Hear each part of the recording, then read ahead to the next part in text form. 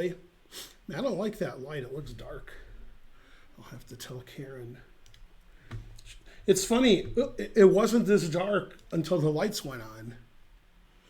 This room makes no sense. Maybe because the red is dark, it makes the red darker, and then it makes me lighter. I mean darker. Also, that made a lot of sense, except for one thing. I mean, it's okay, but I'm sure Karen will be furious or something. We're going to analyze the last few games of the World Open. Wow, that looks weird. Why does that look weird? That was weird. Huh. All right, that doesn't look weird now. Hooray. Come on, stop breaking. Once upon a time, I was falling in love. Man, what's going on? Come on, Streamlabs. Jesus. Cool. All right. So weird. Yeah. Ooh, Perrier. Ooh. Man, I didn't move the microphone anywhere near me. It's not even close. Good thing nobody's here. Hello. I mean, the microphone was like 20 feet away. I was busy directing a tournament. Our Blitz tournament got the most players it's ever had since we've opened the Chess Center, I think, for a Friday night Blitz. It got 32 players. It's gotten 8 before, 6. Lately, it's been getting between 20 and 26 lately. And 32, I don't think we've ever broke 30, but maybe. But yeah, 32. And of course, Swissys decided not to work the first 2 rounds. So the tournament ended about 25 minutes late. But the prizes were really good. So first prize was 120. So pretty good for a Blitz tournament. Yeah. Anyway, eventually Karen will come in and she'll say, I don't like the light, and everything will change. Yeah, and also there's something weird going on with my layout, which I don't understand actually. I'm not sure why it looks like that. So if you look in the layout in the chat that's inside the stream under my video, the bottom 4 lines look normal, and the top line and the thing that's scrolling look weird. Like there's a black. What? I don't know how that happened. It can't be my fault because I know exactly what I'm doing, except for one thing. Yeah. Let's see. I'm on. Yeah, it looks dark to me. I blame somebody. Yeah. Hey, Karen. I mean, we didn't have any lights on and it looked fine. And then I left and Karen turned all the lights on. It looks really dark even with all the lights on. But maybe I'm crazy. What do you think? Crazy? I think it's dark. Maybe you think it's fun. I kind of like it, but it folks out. The background seems darker, but I think that's better actually. So this is fine? In my view, but what do they say? It seems more dark than usual. It doesn't matter. I think the background's darker for some reason. Here's something I don't understand.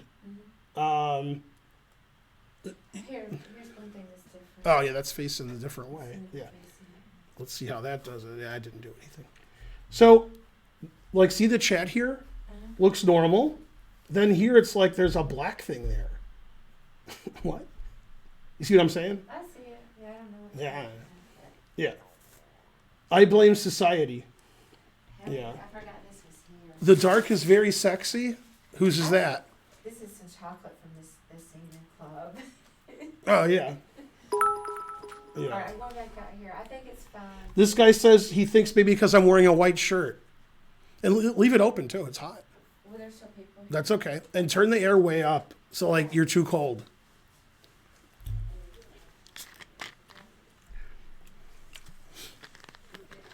All right. Yay, thanks for the 200 cent to-dos. So, for reasons I don't understand, chess.com has asked me to do commentary on everything. So, I've never been asked to do commentary. Then I'm asked like once every 4 months, can you do this for 4 hours? So I do. And then last week they're like, "Can you do commentary on every event ever, forever?" And I'm like, "All right, it pays well." So I'll do more commentary this month than streaming. I'll stream also, but I'm gonna do about 10 days this month on the World Cup, and I'll be commentating with either Naroditsky or Ifan or Danny Wrench. I think maybe it's Ifan instead of me, like before me. So it's not clear, but Danny Wrench and Daniel Naroditsky for the most part. Tomorrow, I'm doing the Junior Speed Chess Championship with James Canty. That has the number 1 versus the number 16, Nihal Sarin versus Nicholas Cheka. That starts at 2 o'clock tomorrow, I think, Eastern. That's 4 hours or so. The World Cup, I think I'm starting on the 17th, something like that. And then every day. And then I'm going to the U.S. Open, but not the U.S. Open. I'm going to the Senior State Tournament of Champions. That's July 31st to August 3rd. So I won't be doing anything those days streaming-wise or commentary-wise. Then on the 4th, I'm back to doing the World Cup again. So if you go to the chess Twitch, thing, I'll be on that a lot this month, like about half the time. At least, plus tax. So I guess I'm doing a lot of commentary now. So tomorrow I'm doing commentary like 2 to 6. Then I'll stream about 8:30 to 11:30 tomorrow night. And then Sunday I stream also at night, but I don't know when. Oh yeah, I do know when. I'm on Chess TV Sunday night now. So I think it's, oh no, I'm sorry. I'm on Chess TV 7 to 9 each day. They moved my Saturday one back. Yeah, so actually, probably right after my commentary, I'll be streaming. Damn. And then tomorrow. Yeah, then Sunday. Might take Monday off. Yeah. And so forth. Mainly and so forth. Did you turn the airway up? It's on the list. Oh. And don't forget, something. How's she supposed to not forget when I said something? Anyway, it was a really strong Blitz tournament. We had a lot of good players. Lots of players over 2,000, 2,200, 2,300, 2,400. Luckily, I didn't play, so I didn't lose any games. Okay, so the last stream I did, which was probably 3 days ago, I was supposed to do commentary Wednesday, and I was sick. I was sick last time I streamed, and I'm sick today, and I was sick yesterday. I almost went to the doctor today, but I felt better. But, I'm still, under the weather somewhat. Everybody got sick except Karen. So, kids are sick, I'm sick, etc. Spiky Biscuit subscribed. Hooray! Yeah. Let's see. Very good. All right. Yeah, it looks dark to me, but it could be me.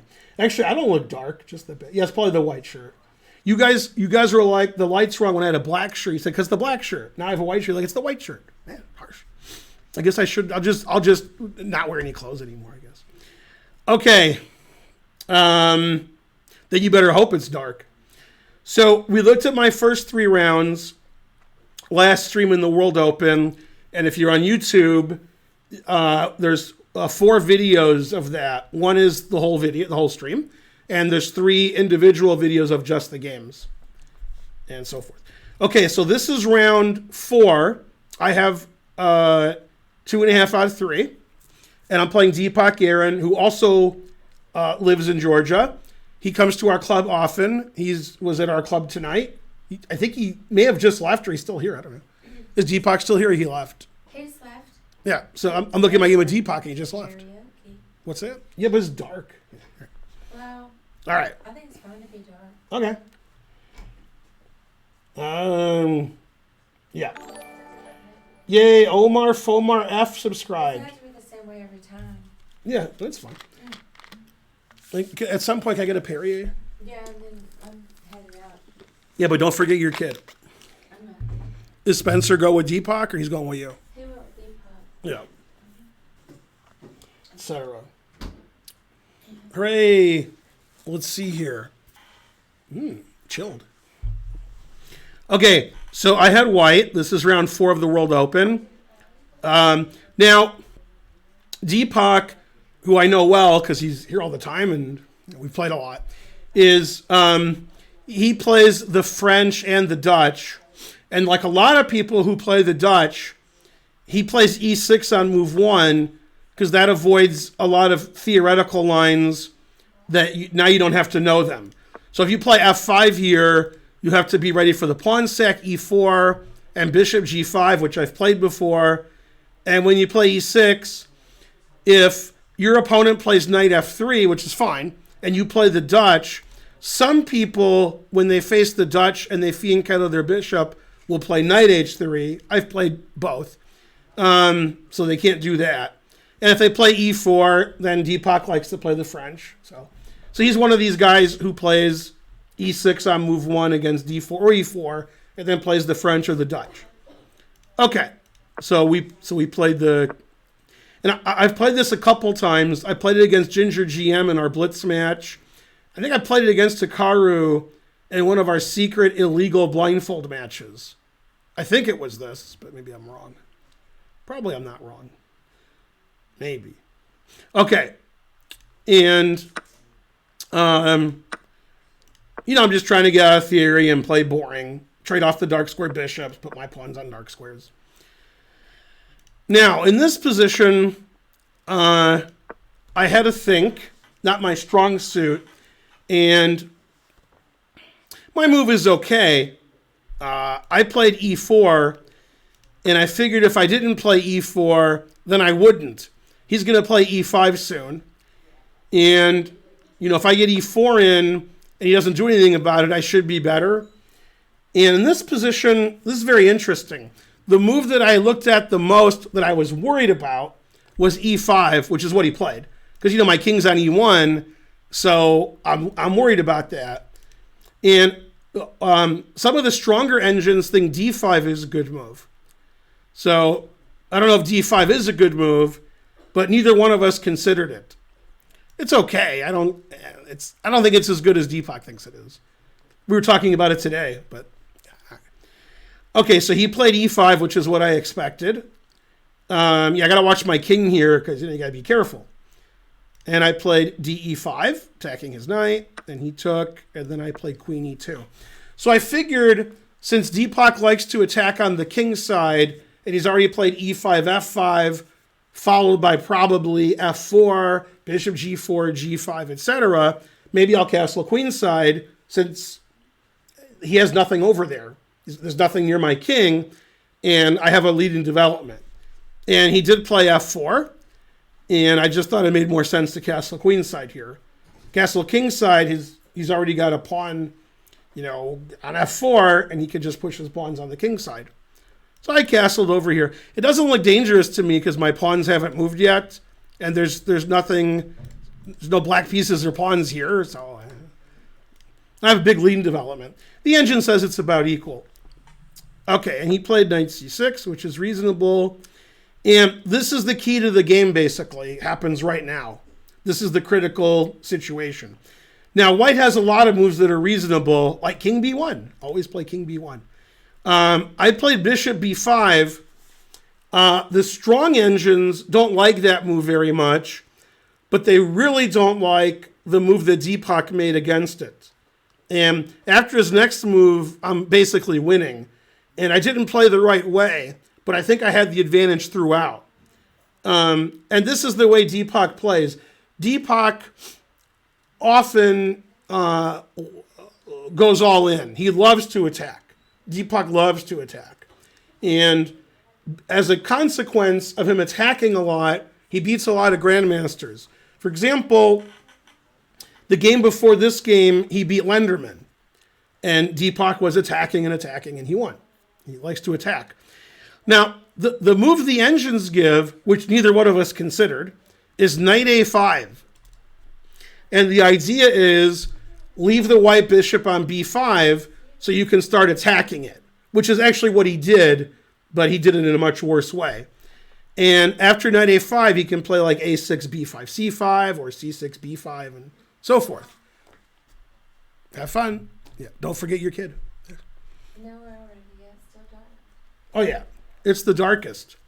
Yeah, that's okay if it's dark because I lose a lot of games coming up, so we need dark. No, you're glowing. I'm glowing, that's right. Okay, so he played knight d4. When the game ended and we were discussing the game without a board, we just went out and discussed it. I was like, knight d4, blah. And he was like, that was a great pawn sack. And I said, all right. Anyway, that's a very bad move, which he agrees with now. And what's funny is the engines don't want me to win the pawn, but I like winning a pawn. Taking is good. And here, instead of winning his d pawn, which I did, I figure his name's Deepak, I should win the d pawn. And then if Karen watches, I can't make that joke. So the engine just wants me to, get e5 in and play aggressively. So, for example, I could play e5 now. I could play bishop c4 check and then e5. And when I say the engine, the chess.com engine that is the default is not, that's not the latest engine. Last week I downloaded Stockfish 14, and I usually don't download the latest engines because I literally don't care. I don't play enough strong tournaments where that matters to me. And I'm like semi-retired and I'm old and I can't see. And where's my list of excuses? I left it at home.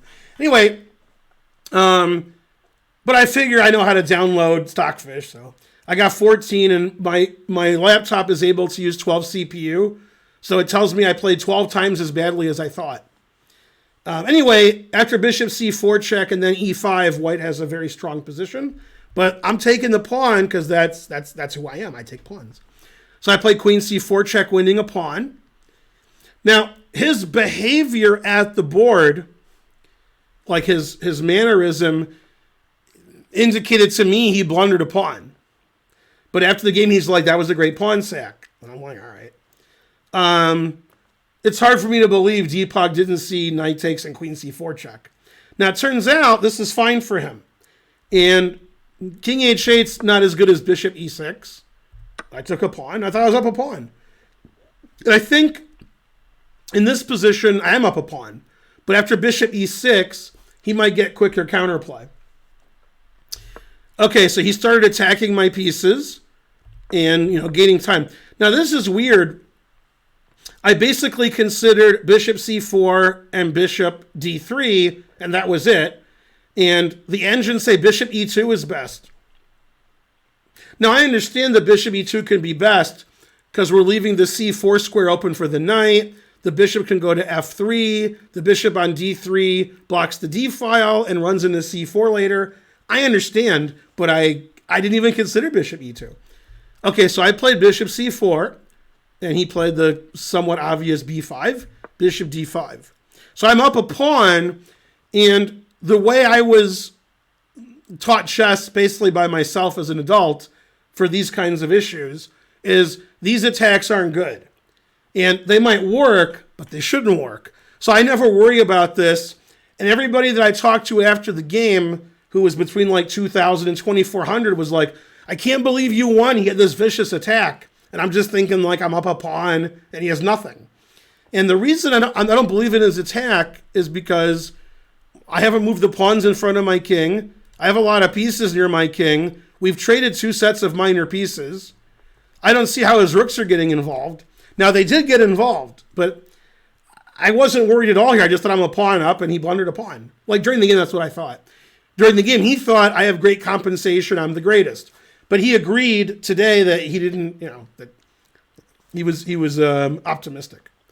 And, when I was lower rated and younger, I was always attacking and thinking I had compensation, but there's no attack on the white king, and the engine says that white's more than a pawn up, because, white's position looks pretty good. All right, he moved his rook because I attacked it. Seems reasonable. And I think this is where I started to not play the best moves, because here I'm pretty reasonable with how I played. The engine wants me to play knight f3, controlling the e5 square, unleashing my rook on the d file. And I played knight b3 after a very long thought. And he played c4, which is explosive. And when I played knight b3, I hadn't decided which move was better. And I just decided, even if knight d4 is worse, I should do it anyway. Because if knight a5 is worse, it's really stupid. If knight d4 is worse, nobody would say, knight d4, why'd you do that? But if I play knight a5 and it's stupid, they'll be like, why'd you put your knight on a5? What's wrong with you? Now, they're both fine, but knight d4 is a little better. Okay, threatening knight c6, obviously. And he stops it. And if you watch my channel a lot, now you have to look away. Although the move I made isn't bad, probably rook he1 is the best move. But I thought a long time and I played f3 because I thought his only counterplay was to play knight g4, threatening this, and then his knight's really good on e5. It's really good on e5. Then he's threatening b4, for example, and he's defended his pawn. And his knight's not good here. It's good here. So I didn't want him to play that, and I was thinking, should I play h3 or f3? I didn't like h3 as much because at some point when my knight leaves f4, I thought he would play f3 and mess my pawns up. So he doesn't have a dark square bishop. He can't get his knight to e3 or f2. So I thought that was fine. It is fine. It's okay. I think in every game I played f3 and f6. So that's why I didn't do well. Okay, he played rook f8. That's fine. Good move. Now, the engine doesn't like my next move. I played knight f5 to make up for f3. And I figure the more pieces we trade, the less likely he'll checkmate me. But I think the engine says knight e2 and, try to win this pawn. Also, the knight here defends c3, so I'm less worried about b4, c3. I guess. Okay, so I played knight f5, and that knight's pretty good, so we traded. And as a consequence of trading those pieces, you could say, well, your pawns are doubled, so your extra pawn isn't as important. On the other hand, my bishop has a very nice square on e6. Very nice. And if he trades knight for bishop, my rooks are just going to have the e and the d files, and I have an extra pawn. The f pawn's weak. So I thought this was the simplest way to make sure he didn't have a mating attack. Okay, and he continued his mating attack. And I played queen e1 because I want to trade queens and not get mated. And I gain a tempo on his queen, and bishop e6 is coming with tempo, etc. Mainly, etc. All right, he played queen c5, attacking my bishop. I played bishop e6. And this is weird because I thought if he played c3, I would just take his rook on e8. On c8, But the engine doesn't take the rook on c8, so I don't know. It says that white has a big advantage here. It doesn't believe in black's position. But the way I'm supposed to play against his attack is not the way I was going to play. So, okay, he played rook c6, because, if I take his rook, then I take his rook. Okay. And the engine wants me to play a move I never thought of, and I barely understand. Queen g1. Now, I understand trading queens, but why am I forcing him to play queen a5? Doesn't he want to play queen a5? So, I'm not a queen g1 fan. Not a fan. All right. I play king b1, which is also good. And this is very funny. When the game was over, and in this position in particular, I thought, this is the worst move ever, the move that he played. Like, he just played a horrible move, the next move. And then, I went, and then I told him after the game I wasn't worried about what he did, but these other moves. Then when I went to my room, I put the game in the computer, it said, this is the best move for black. And I was like, all right. Now, it says I'm winning in any case. And just to let you know, I'm not worried at all about his attack because the pawns are in front of my king. We've traded all the pieces. And most importantly, his knight is dead. I'm not worried about his knight attacking me. He's not going here. He's not going here. He's not going here. So he's attacking me with these pieces that are behind his pawns. And my queen's defending this. My bishop's defending this. And I have all three pawns in front of my king. And I didn't see a way he could break through. So during the game, I wasn't worried at all. But my friends, if you can call them that, who were watching, were like, "Oh my God, Ben's getting checkmated." That's not. I didn't feel that at all. And I thought the next move was terrible, but it's actually better than the move I expected. I expected B3 to blast me open, and the engine just like, whatever. Yeah, it just takes this and says like, black has nothing. Now, I didn't think black had anything, but I was really scared. Right? Like if he checks and I go here, this is scary. But I'm defending this, I'm defending this, I'm defending this. This is defended by the bishop. If he takes, my queen takes and defends it. And I'm up 2 pawns. So the engine just says white wins. Because it doesn't see a continuation for black. And I guess if it's my move, rook c1 wins. I don't know. Yeah. Now, this was scary to me, but the engine's not scared. It just says, yeah, white's winning. It says that black can't do anything. All right. Rembrandt Q. Einstein subscribed. Hooray. Hank Scorpio or Frank Grimes? I mean, I wouldn't call him Frank Grimes. I would call him Grimy. I don't know. I like Hank Scorpio better. But they're both good choices. Don't forget Frank Grimes Jr. to get revenge for his dad's death.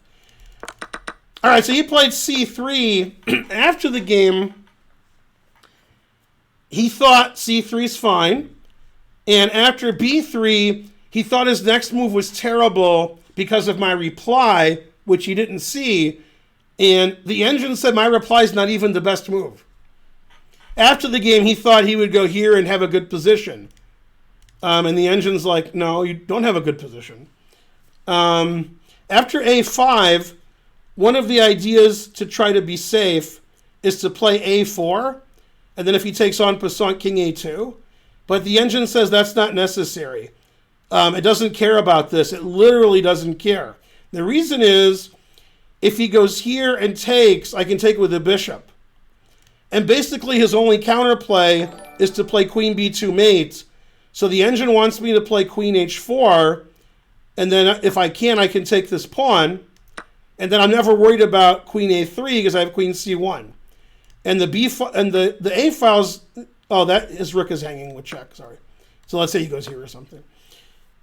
Yeah, now I could even just take, and then if he takes this, his own back rank is no good.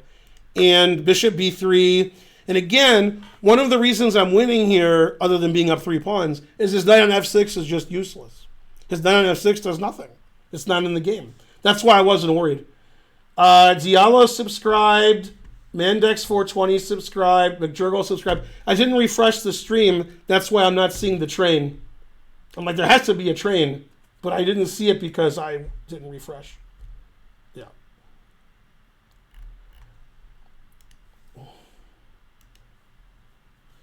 Okay. So this is all winning for white.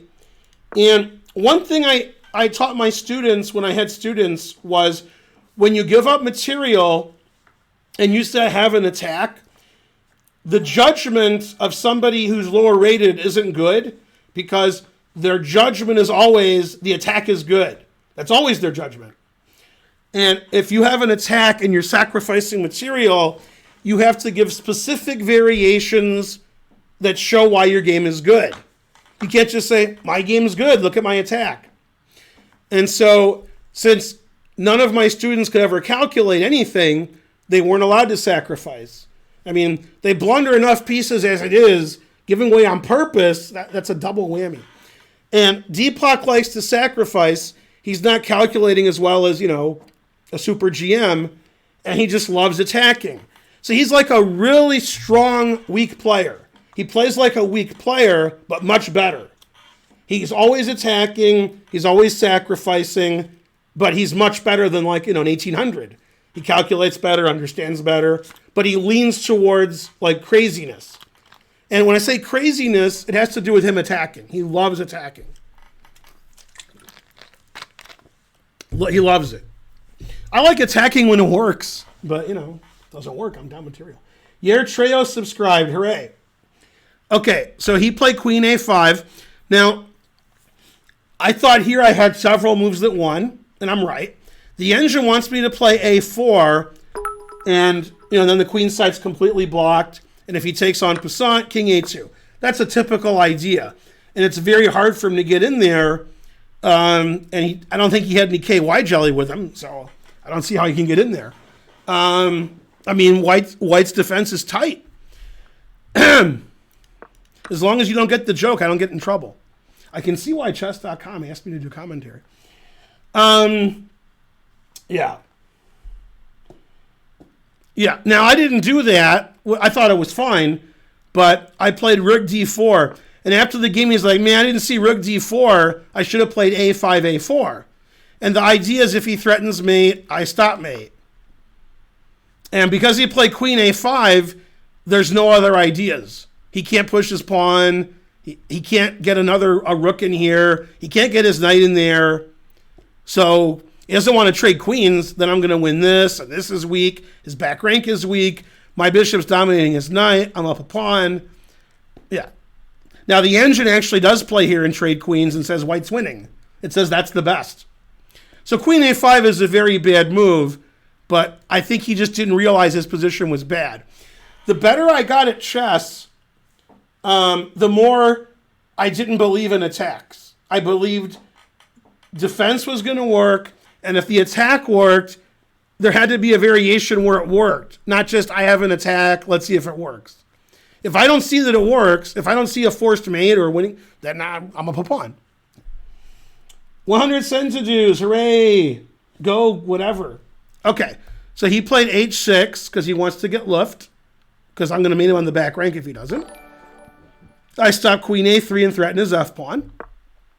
Tax my rook. Now I got to be careful. Like if I play queen takes f4 defending my rook, he takes my rook and then plays queen a3. Like my queen has to, be able to go to c1. Thanks Spiky Biscuit. Thanks Farty Party. Thanks Tisker Tasker, etc. Okay, I doubled up on the bubble up. He traded. He defended his pawn and attacked my rook. Yeah, now I can take on b4 or f4, but I was worried about him getting counterplay. I thought if he didn't get counterplay, I just win. So if he plays like rook d6, rook d2, queen e2, I didn't like that. So I just played here. Engine doesn't like it. The engine wants me to take all these pawns, but if he gets in like rook here, queen here, rook here, I'm going to lose. And the engine's like, nah, that won't happen. Don't worry about it. Well, I was worried about it. So I played here because I literally didn't care if I won more pawns. I just didn't want to get mated. And if I don't get mated, I win because I'm up a pawn. His knight can't move. His B pawn's weak. His F pawn's weak. His king could get in trouble. So I was only worried about my king getting attacked. I wasn't worried about anything else. Now he should play G6, but we were in time trouble here. And I'm still winning, but it's like close. But he played king H7. And this is actually very funny. I played G4, and when I played G4, my intention was, well, if he doesn't take en passant, I'll just play H4, G5, and I win, which is right. So he takes en passant. And I wanted to play F4 here, and that was one of my original intentions. And I thought he had to play queen E3, and what's funny is rook d3 loses to rook d6, which is pretty funny. And then, what did I want to do here? I wanted to take this, and then if he takes here, right, then bishop f7, right, to play bishop g6 check and checkmate him. And the idea is I want to play bishop f7, which I can't do because his queen is on e5 attacking my pawn on f5. So if I go here, he just plays queen takes f5. Now I'm threatening h4, g5, and I'm threatening bishop here, bishop here. So he has to take en passant. And I convinced myself, and I'm actually glad I did, because maybe in time trouble I would have blown it. I convinced myself after this that queen takes d4 is very dangerous. Okay, now the engine's like, no, it's not. But I'm not an engine. And I was very scared of like this. Okay, and rightfully so. My king's getting mated, he's queening. So this is the only move. There's no other move. Then I thought he'd play rook d6. And then my queen moves somewhere, probably here. And then he goes here.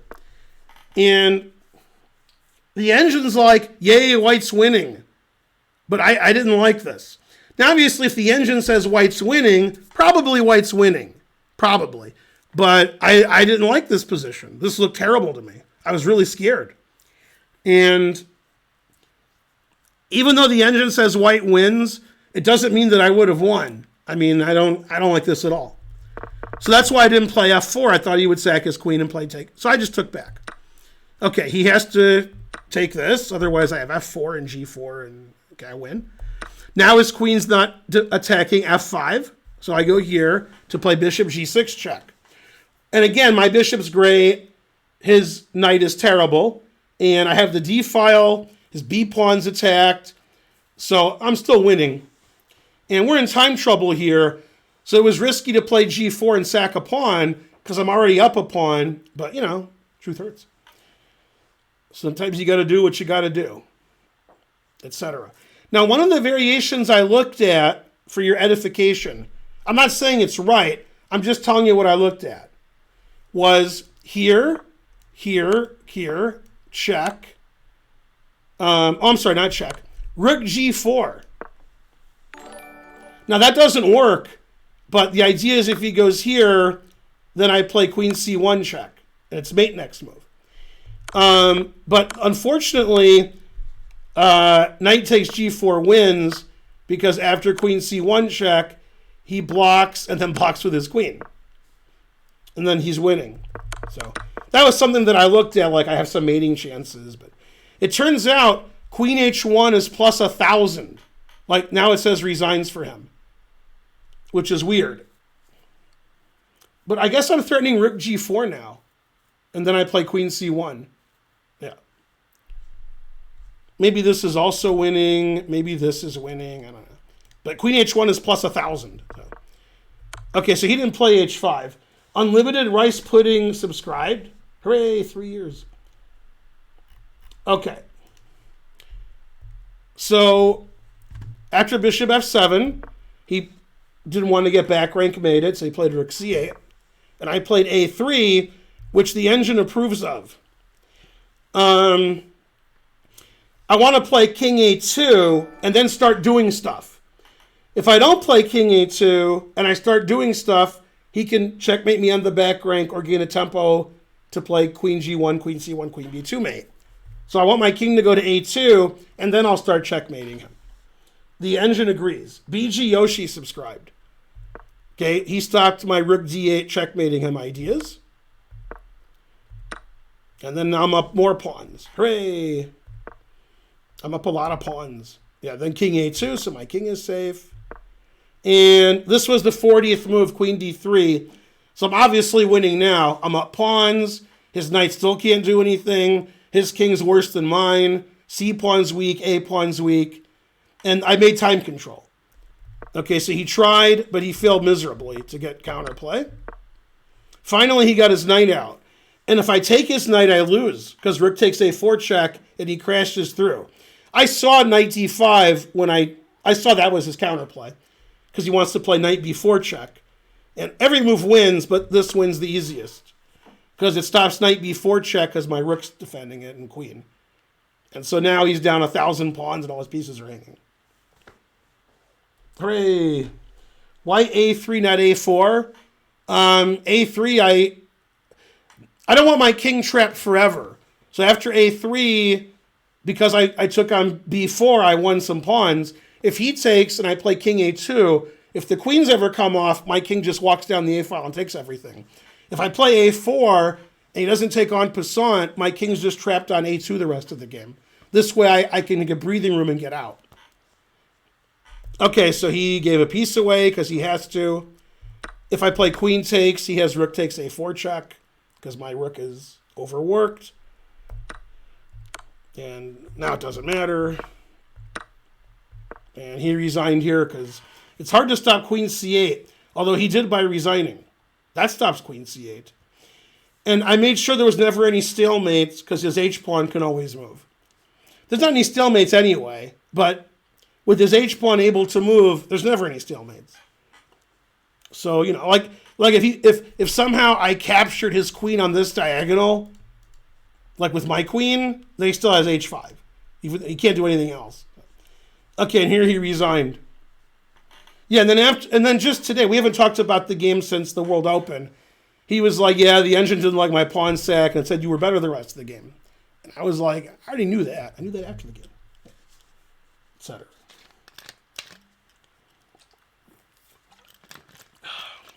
I did like that game, yeah. That was nice. Okay, so the first 4 rounds, I have 3.5 out of 4. I'm playing reasonably well for me.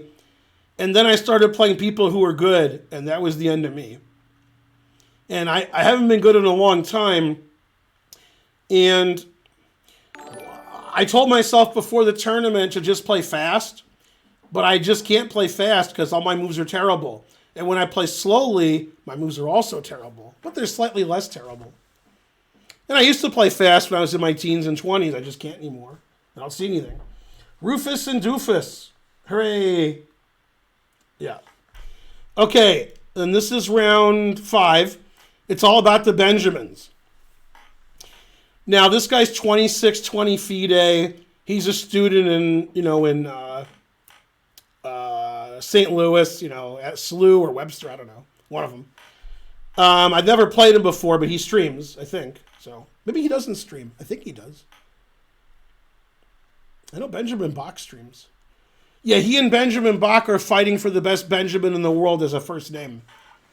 I'm not even in the top 5, I don't think. Yeah. Okay, so he played the Grunfeld. And normally I don't play knight f3 so early, but I was planning on playing the Kali, and he played g6, that ended that. If he plays the King's Indian, doesn't matter. It's the same. So I don't have this position very often. I used to before this guy was born. So I played like a very solid line, and, white's equal or slightly better, I guess. Yeah,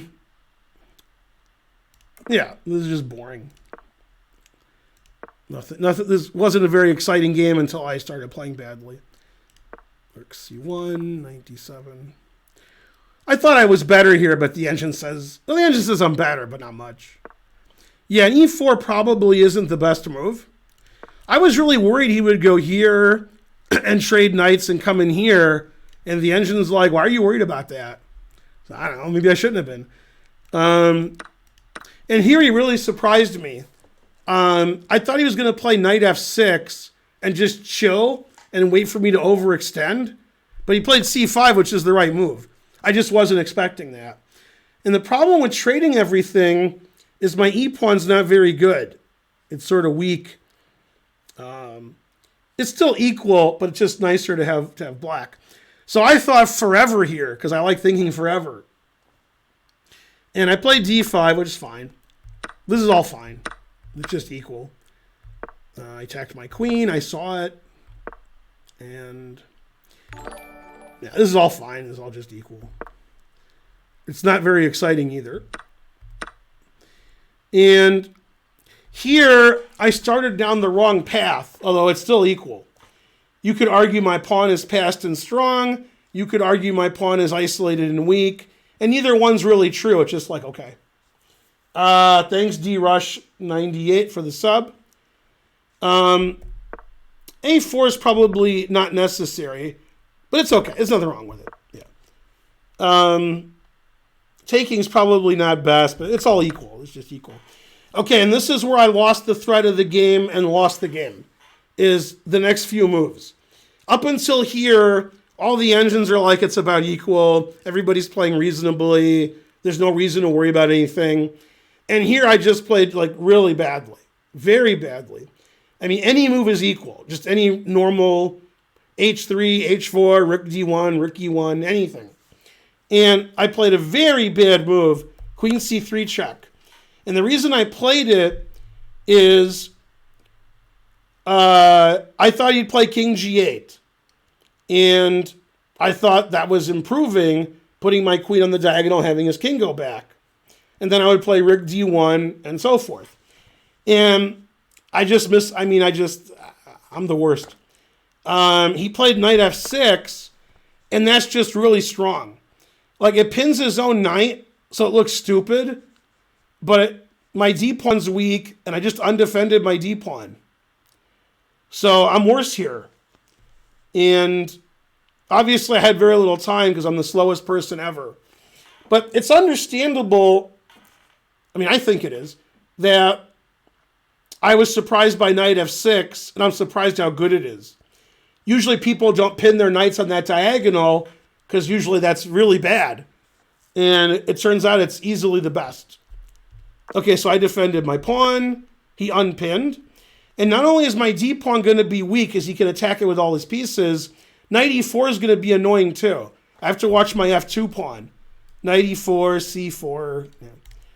And also knight e4, b4, knight c3 is not good.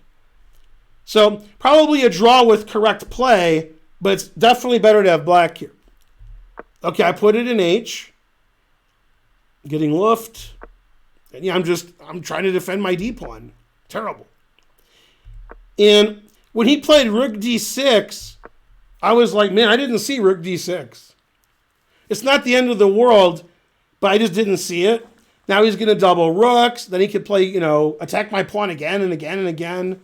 And then Alice in Chains comes on and goes, doo-doo-doo, yeah. And I'm like, what? So the engine says I'm fine if I just double my rooks behind my d-pawn, which I didn't want to do. I like to have pressure here. The A file's open. The E file's open. You don't really want to have doubled rooks behind a pawn defending it. You're trying to, But it says if I just play here or here and defend my pawn, I should be okay. And I was thinking, well, if I did that and he played here and here, I don't have enough defense on my pawn. But the engine literally doesn't care. So I was in time trouble here, and I didn't see rook d6, and I was distraught. And I played this, which is, no good, but aggressive. And he attacked my queen, which is correct. And the idea is he can't take on d5 because f7's hanging. And he played there, which is correct. One of the ideas is if he plays h6, I might play knight e6, attacking his knight. Although the engine says don't play knight e6. Maybe I shouldn't. But now he makes sure I can't play knight e6 because his king defends his knight.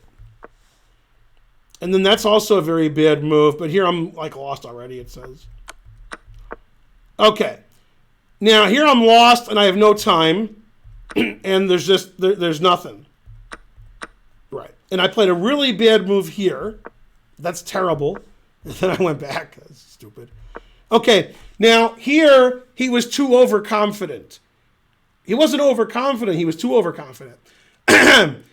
He had 20, 30 minutes. I had a minute. He's winning. He thought the win was easy. He's not necessarily wrong, but he actually let me draw later. And on move 40, I missed it. But he is winning here. There's no question. And in this position, he made a really bad move. He should just do nothing. Slowly improve his position. h5, queen d5. But he played here because he was in a hurry to win. I have to play queen e5 check now. If I trade rooks, it takes with the pawn and queen's his pawn. So I have to do this. And here, he made a move that probably doesn't win. King f6 probably wins. Rook c3 probably wins. And he played this, which, I'm sorry, yeah, that's fine.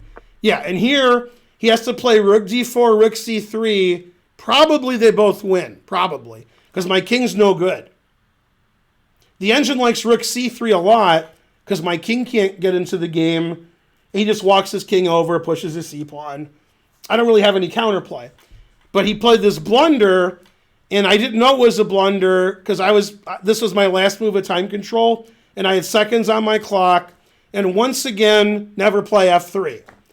I thought, this is illegal. At least I was right about that. And I thought, this is too slow and doesn't work because he can just check me. But turns out, this move probably draws. And I didn't look at it long enough because I didn't have any time on my clock. And I was like, I got to get my king over here, so I'll play f3 and move my king over. Otherwise, I can't move my king over. And after king g1, with Perfect's play, it's definitely a draw. I might have still lost, but he probably would have been so upset at throwing away a win, maybe he would have. And here's the reason why King G1 is good. Obviously, if I play king here, that's fine. I'm attacking his rook. This rook moves, I go here, and his pawn's hanging. I mean, then I should be drawing. And the reason King G1 is good, which escaped me at the time, was after check, which seems reasonable. Now I can come this way. So he has to play rook C1. If he goes here, I play King G1 again. And now here I come. And I'm just in time to play King E3 and stop him from, Probably this is a draw. Probably. I might have lost it, but it's probably a drawn position if like two supercomputers are playing. And that was my last chance, was to play King G1 and run over. I just thought King G1 was shallow and pedantic because he checks and I go back to H2. But he can't stop King G1 and King G3. He could only stop one. He stopped King G3, so I should play King G1.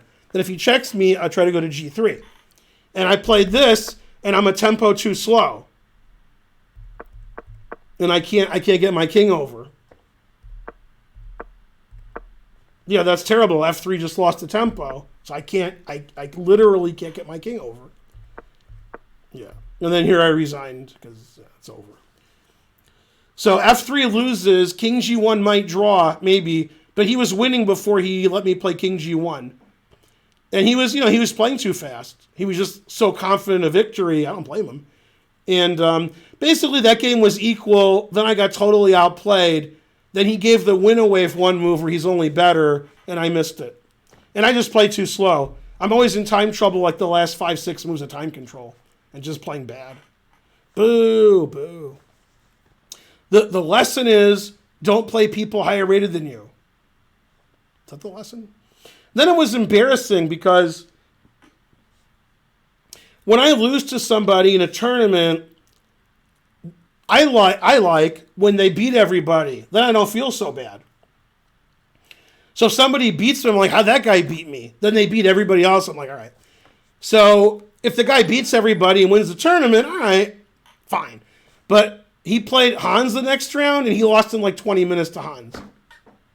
He just lost all of his pieces. So, and then he didn't do well. He didn't beat anybody. He just drew in, like he tied for like 1,000.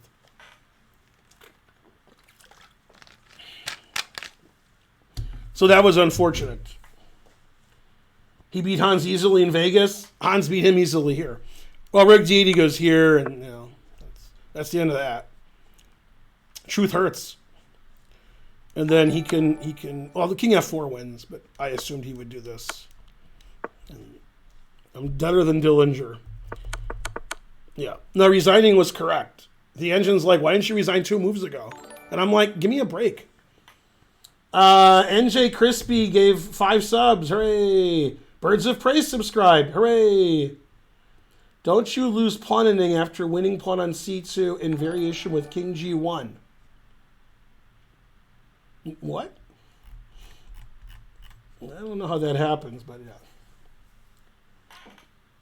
Hans had a very strange tournament. He was playing great and winning.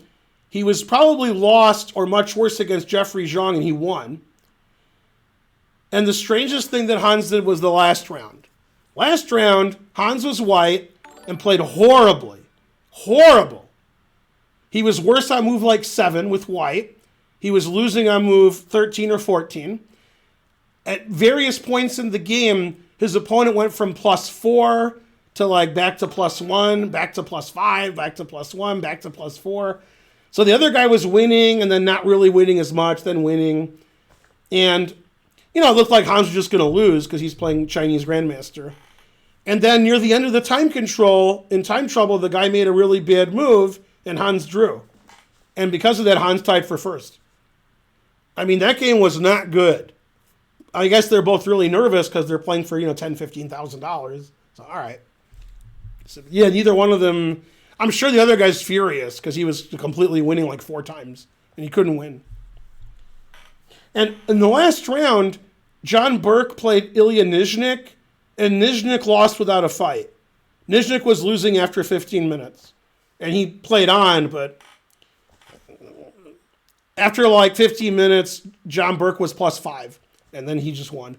And John Burke was winning against Jeffrey Jean earlier in the tournament and lost, and he still tied for first. And John Burke played in Foxwoods 2 years ago. Karen and I played, and John Burke won easily. He easily won Foxwoods. He beat like 5 GMs. So there you go, etc. Okay, chat's not saying anything of note. Okay,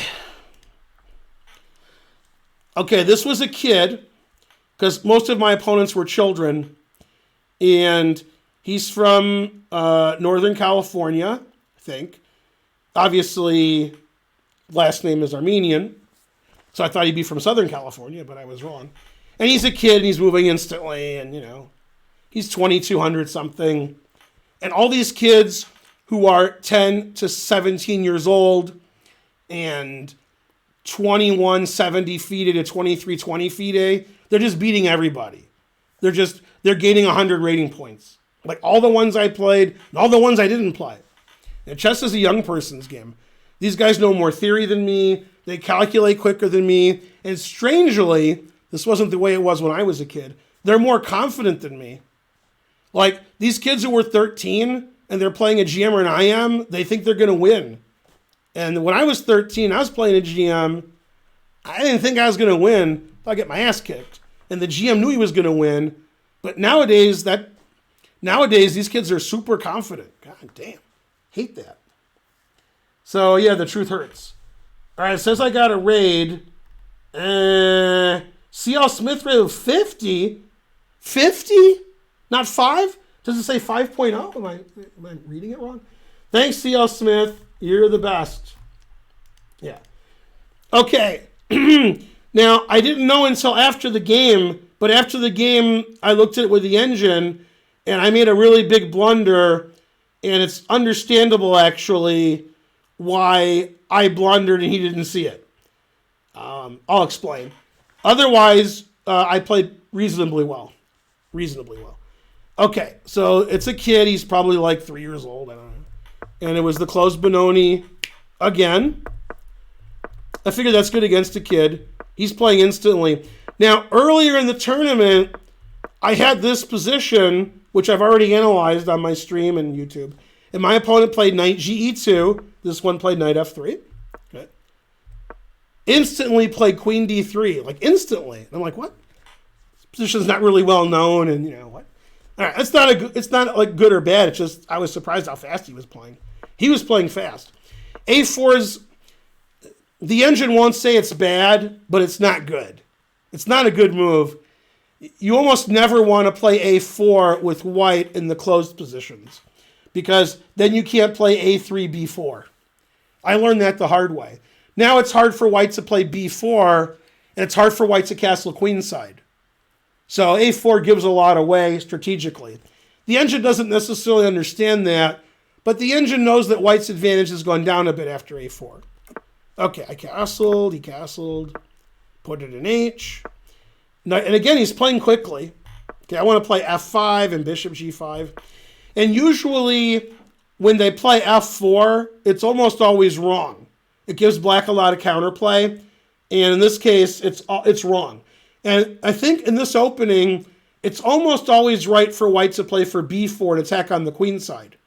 I think attacking on the king side's wrong because all my pieces are there. My knights are there. My bishops are going in that direction.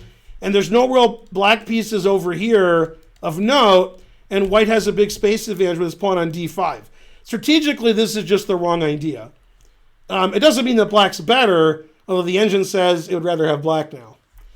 Okay, here I made a mistake. I should take and play F5, but I play here right away. Then after I played it, I was really worried. I was really worried he would take and play bishop E4. I was really scared of that. And the engine's like, yeah. I didn't like that. And this is the engine line, queen D7. And then I thought he would take if I did that. That's what I was worried about. And then I take. And then I thought he plays like G4, F5. And the engine says after G4 rook takes, which I'm sure I would have done, that this is equal. See, the thing is, rook F4 is lucky. If he takes my knight, rook G4 wins his queen. So he has to win the exchange. Usually the engines don't like giving material away, but it actually does like this. I'm attacking his queen. I'm attacking G4. My knights are looking good. My bishop's okay. My rook's coming out. I have a pawn for the exchange. I have a passed pawn. So the engine says it's equal. I was really worried about that because if I don't sack material, I'm probably just getting run over. So F5 isn't that bad, but it's safer to take on F4 first. Okay, he played knight C2. I was very relieved because now I knew I was okay. And here he thought a long time. Usually he was just moving fast. And I thought if he takes with the pawn, that's bad because his pawn structure is ruined. You know, I'll play knight H4, I'll take here, and he has these isolated pawns. And he must have agreed, took with the bishop. The engine says they're both okay.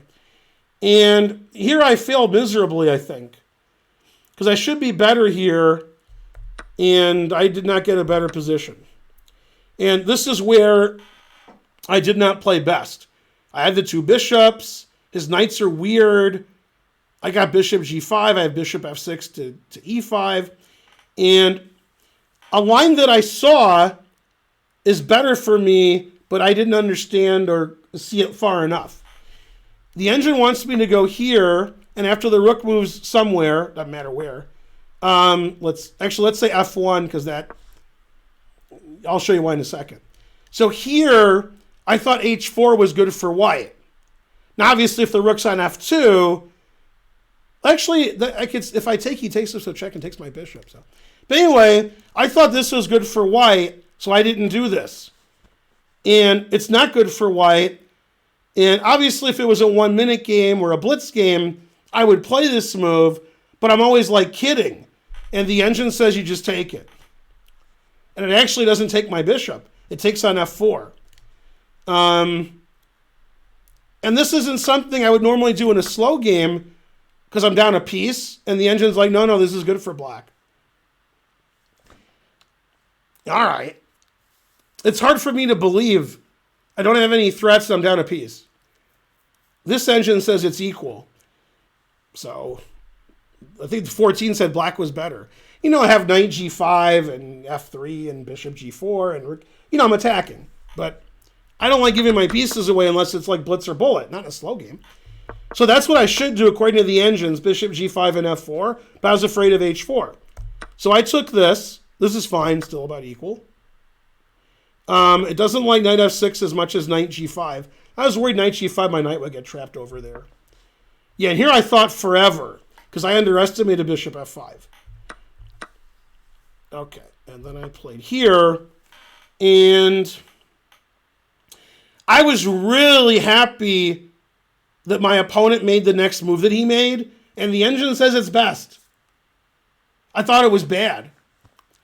You know, he's got to watch it. This move attacks all of his pieces. So, you know, and by playing queen here, my rook can come here, and so forth.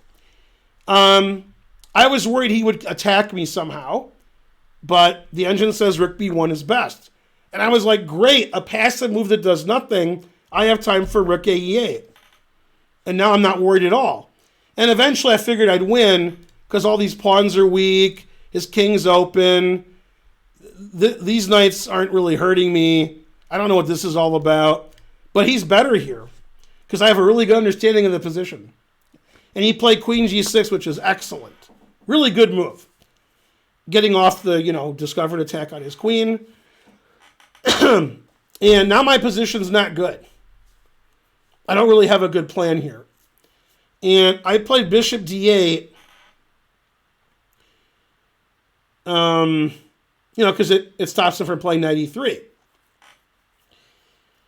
Now in this position, the strong engine says white's winning.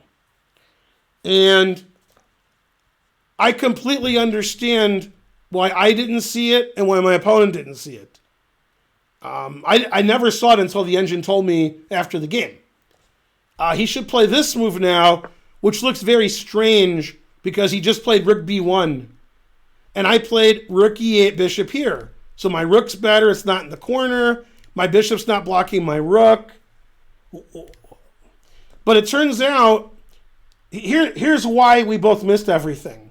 It's very reasonable. I'm not as crazy as you think. The reason we both missed rook bf1 is in this position, white has one move that wins. And it doesn't look like a move that wins. It looks stupid. So that's why we didn't see that rook bf1's really good for white.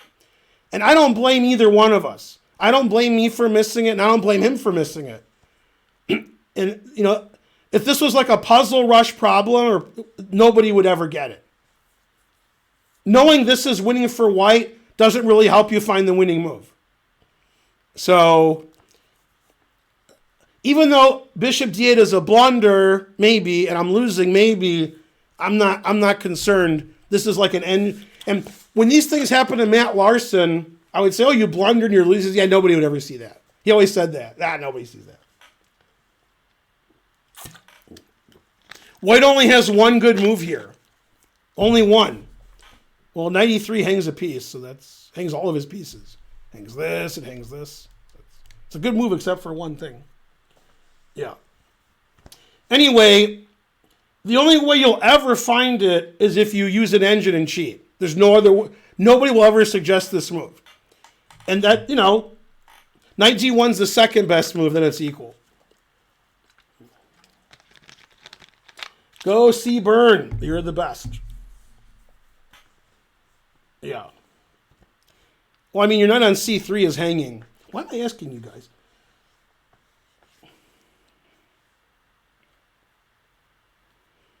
Yeah, rook f6 just loses. I play bishop takes, and then it's knight's hanging on f6. Yeah. Yeah, a lot of you guys don't see that a c3 knight is hanging. You keep blundering it.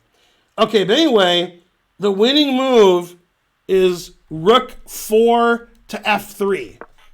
That's the only move that wins. And if you analyzed it during a game and you said rook f1, queen b2, I'm going to defend my knight, nobody would do that. Who's playing rook 4 f3 and thinking they've accomplished something? Now, what does rook 4 f3 do? Defends the knight. Okay. Now that the knight is defended, white's threatening rook b1 and the queen's trapped. If the queen escapes, which makes sense because you don't want rook b1 to win your queen, now you can play knight e3. And then if he plays knight f5, I'm not very happy. In fact, if he plays knight g4, I'm not very happy. That's a different... And this is winning for white according to the engine. But the fact that I missed that and he missed that doesn't surprise me at all. Rook 4 f3 looks like he's defending his knight. It doesn't look like an aggressive move. If you're wondering why doesn't rook 1 f3 do the same thing, then you're not threatening rook b1. So you have to play this move. There's no other move that gives white an advantage. And we didn't see that. And obviously, I'm not thinking after rook b1, he's going to play rook f1 here. And obviously, if I saw rook f1, queen b2, I'm not like, oh no, rook 4 f3 defending his knight. That's not what I'm scared of. Okay, now my opponent knew that if my queen got stuck down there, that I would be in trouble. He wanted to play rook f1, but was afraid of queen b2, so he played a5, which is really bad. He wants me to take on a5, then he'll play here. I don't have any counterplay. I can't play queen b2. And then he's much better. Queen a5, rook bf1, big advantage to white. Then he starts attacking me. Yeah. What does rook 4 mean? This is on the 4th rank, and this one's on the 1st rank. Both of them can go to f3. I can't say rook ff3 because they're both on f. So this is on 4, this is on 1. Rook 4 f3. QED. Okay, so I play queen c7, and he's a kid, so he's trying to give me the smackdown, and rightfully so. And I'm trying to play boring, strategical, and outplay him, rightfully so. And a5 is a very, very bad strategical move. Very bad. Now, if I take it, it's good tactically, rook f1, because the a5 pawn is going to be lost now. This move, I mean, it might not be lost today. It might not be lost tomorrow, but someday and soon. So, yeah, that's what Capablanca said. Capablanca? Man, my jokes are too complicated for this audience. Okay, so now he's in trouble because his a-pawn's weak forever. He can't make it not weak. Now, queen c7, also, I want to play queen f7 and trade queens, and then I win the a-pawn at my leisure, and he has nothing. His knight on c2 is terrible. He can't play knight e3. So he played rook f1, and I'm like, let's trade queens. Yeah. Let's trade queens. Let's get that. Da-da-da-da. Okay. And he retreated. Always retreat. Now, I thought queen h5 was good, but I thought queen e7 was better. And they're both fine. I thought he had to play queen g6 here, and if he does, I can repeat. If he doesn't play queen g6, then I prefer queen e7 to queen h5. That was what I was thinking. And he did play queen g6 after long thought, and then he probably thought it was going to be a draw, and then I went here. And I like to do that. And is this where he blundered? Where did he blunder? He didn't blunder here, but he made a move that wasn't the best. He should play knight e3, but he played knight e4, which is not good. There's good and there's not good. That's not good. And the engine wants me to take on e4 and trade everything, which I looked at a lot the last couple of moves, but I didn't think I was winning. So, for example, takes. I saw this position, like the last 5 moves, that this kind of thing could happen. I knew I was better, but I wasn't sure how to win because his knight's getting good. If his queen gets in here, that doesn't look good. And the engine's like, nah, you just take and you should win eventually, maybe, like +1. So it wants me to do that, but I didn't like that. So I played queen e5. I'd like that. And he actually, my move, which the engine says isn't as good, caused him to blunder. And he just missed. He missed. I know why he missed. Professor Butts gifted a sub. I saw what he did was a blunder, but I know why he did it. I know exactly why he did it. So he took, which is correct, and I took, and now he made the losing move. Is this where he made the losing move, or was it next move? What did he do? Oh, I'm sorry, it was next move, yeah. He played queen g6, that's fine. Nothing wrong with that. Now, he wants to take on f6 because my queen and my rook are overworked. So if it's his move, he takes, I take, he takes, and if I take with the queen, my rook is hanging. And my g-pawn's pinned. So he has a threat. So, for example, I can't play here because this wins immediately. For example. And then, oh, actually, you can just take this. Yeah, okay, check. Okay, so after here, I played the best move, rook e7, and now he blundered. He has to play a boring move like b3 or maybe rook 1, f2, and the engine still says it should be a draw. Although I obviously prefer black here because his knight's terrible and his a-pawn's weak, and I like black, but engine says equal. But he made a horrible blunder here. I know exactly why he made it. Exactly why. And I wasn't surprised he played it. Played rook e1, double question mark, losing the game. And the reason he played rook e1 is, he's a kid, so he's analyzing queen takes b2. And after queen takes, I'm very lucky to draw. I can draw, but he probably thought he was winning. Takes, check. It looks like he's just winning, but he's not winning because his knight's attacked. So I can go here, takes, and this is just a draw. It's perpetual check for both of us, I think. Then takes, and takes this, and okay. Either he'll perp me or I'll perp him. But it's all zeros. Nobody can win. Okay. And when he played rook e1, he probably didn't even look at the move that I played. And the game's over. Bhavan Duker, is that like Devin Booker? Gifted 2 subs, hooray! So what's the winning move for black? Hi, viewers. 1,500's good. Yeah. I dropped my Perrier. I bet my Wookiee. Better drink that Perrier. Queen takes d5. Question mark was right. I can't tell if your answers are jokes. I really can't.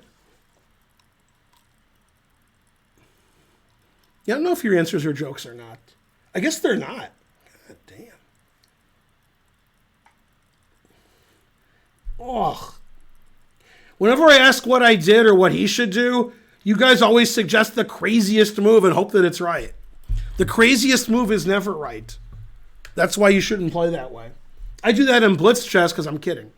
Okay, queen g5, and it's over. Truth hurts. So he doesn't want to trade queens, but he has to. Well, I'm attacking his queen.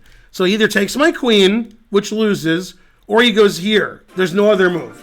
That's it. Those are the two moves. 99.99. Thanks, JAA928. I don't think that's well bits, but it's big bits. Thank you. Okay, so let's go here because he didn't do that to show you why it loses. Now, rook takes wins and bishop d4 wins, and they win for the same reason. It might be easier for you to... Well, it doesn't matter. He can't take with the knight because I take his rook with check, and then all his pieces are hanging. And if he takes with the rook, which is the engine move, I take this, and I'm winning. If he plays king h1, everything wins, but I might as well just take everything. And then this is mate. Okay. So he can't play queen d3. He has to take queens. Now I zwischenzug him, or intermezzo. I can mispronounce either one. And take this with check. And then take with the pawn. And I saw that if he played rook e1 that this was forced. And now he has to resign. He didn't resign because he's a kid. But he's going to lose this. He's going to lose this. And he has no counterplay. He can't play rook f2 and defend his pawn because of bishop d4. So he's going to lose these. This is weak. And I queen my queenside pawns. No counterplay. So he tried, but he failed miserably. The lesson is never try. Now, he was worried I would go check and, start winning. So he played here to get out of the check.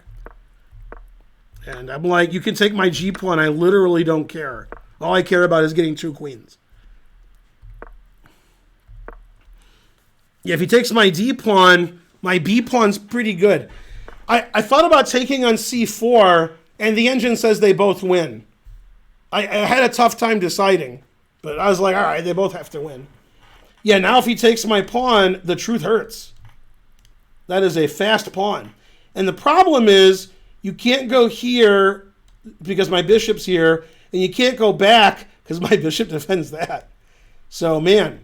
And if you play rook here, for example, after b3, if you play here to play this move, bishop b4. So you can't take my D pawn, I just queen. And you can't put your knight here to stop me from queening because my bishop controls that. So he played what I expected, rook e3, to block my pawn. And now I'm threatening b3. And then I move my bishop attacking his knight, and I play a5, a4. And I saw what he was going to do, but I literally didn't care. Okay, now a4 obviously wins if he lets me play it. So he played here. Now, I can win this by playing boring. I can play bishop here. Knight has to go to a4, that's the point. Bishop here, and he's dead lost. His knight's trapped. I have 2 passed pawns.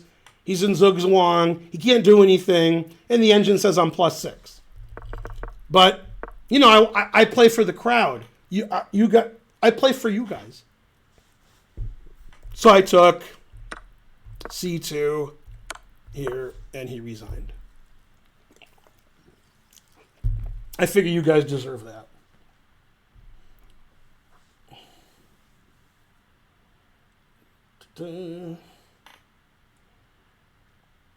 That's what she said. It was a nice finish.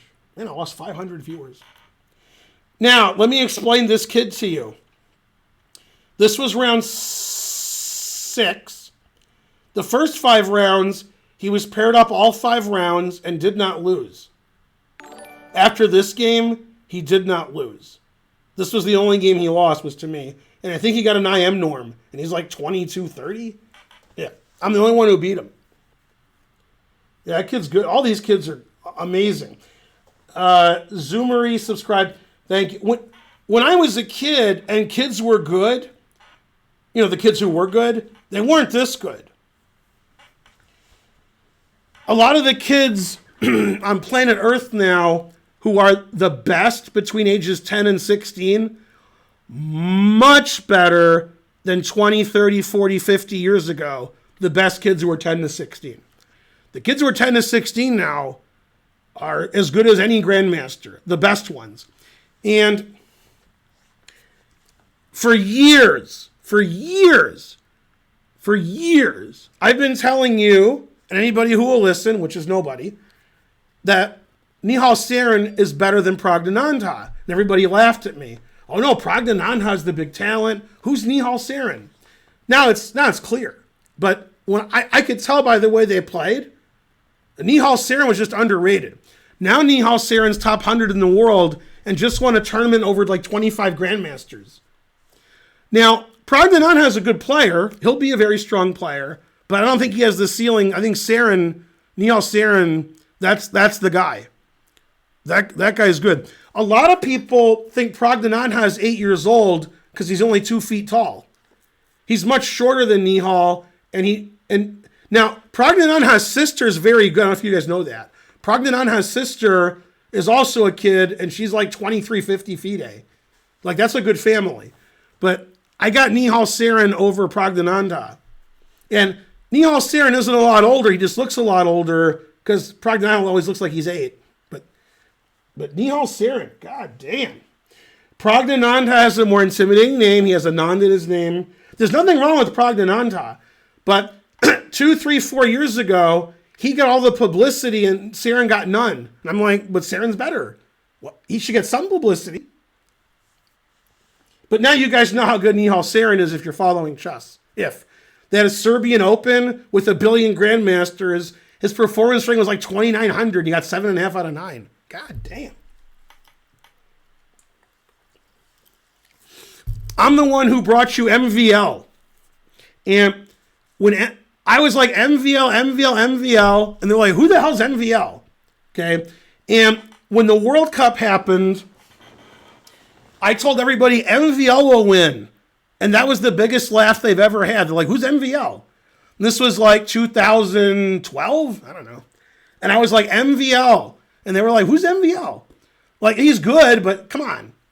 And he won the first match 2-0. He won the second match 2-0. He won the third match 2-0. Fourth match, he won 1.5-half. And he beat Shabalov in round 1. Somebody better in round 2. He beat Dominguez. He beat Judah Polgar, I think. He beat Gelfand. And then people were like, God damn it, I hate when Ben's right. They really hate that.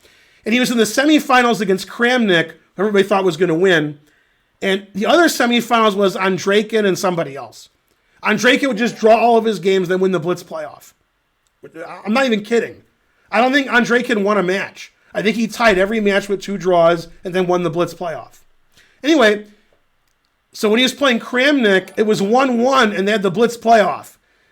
Or maybe it was Rapid. And then my friends were like, all right, I guess if he beats Kramnik, he's going to beat Andreikin. But Kramnik won, so they're like, ah.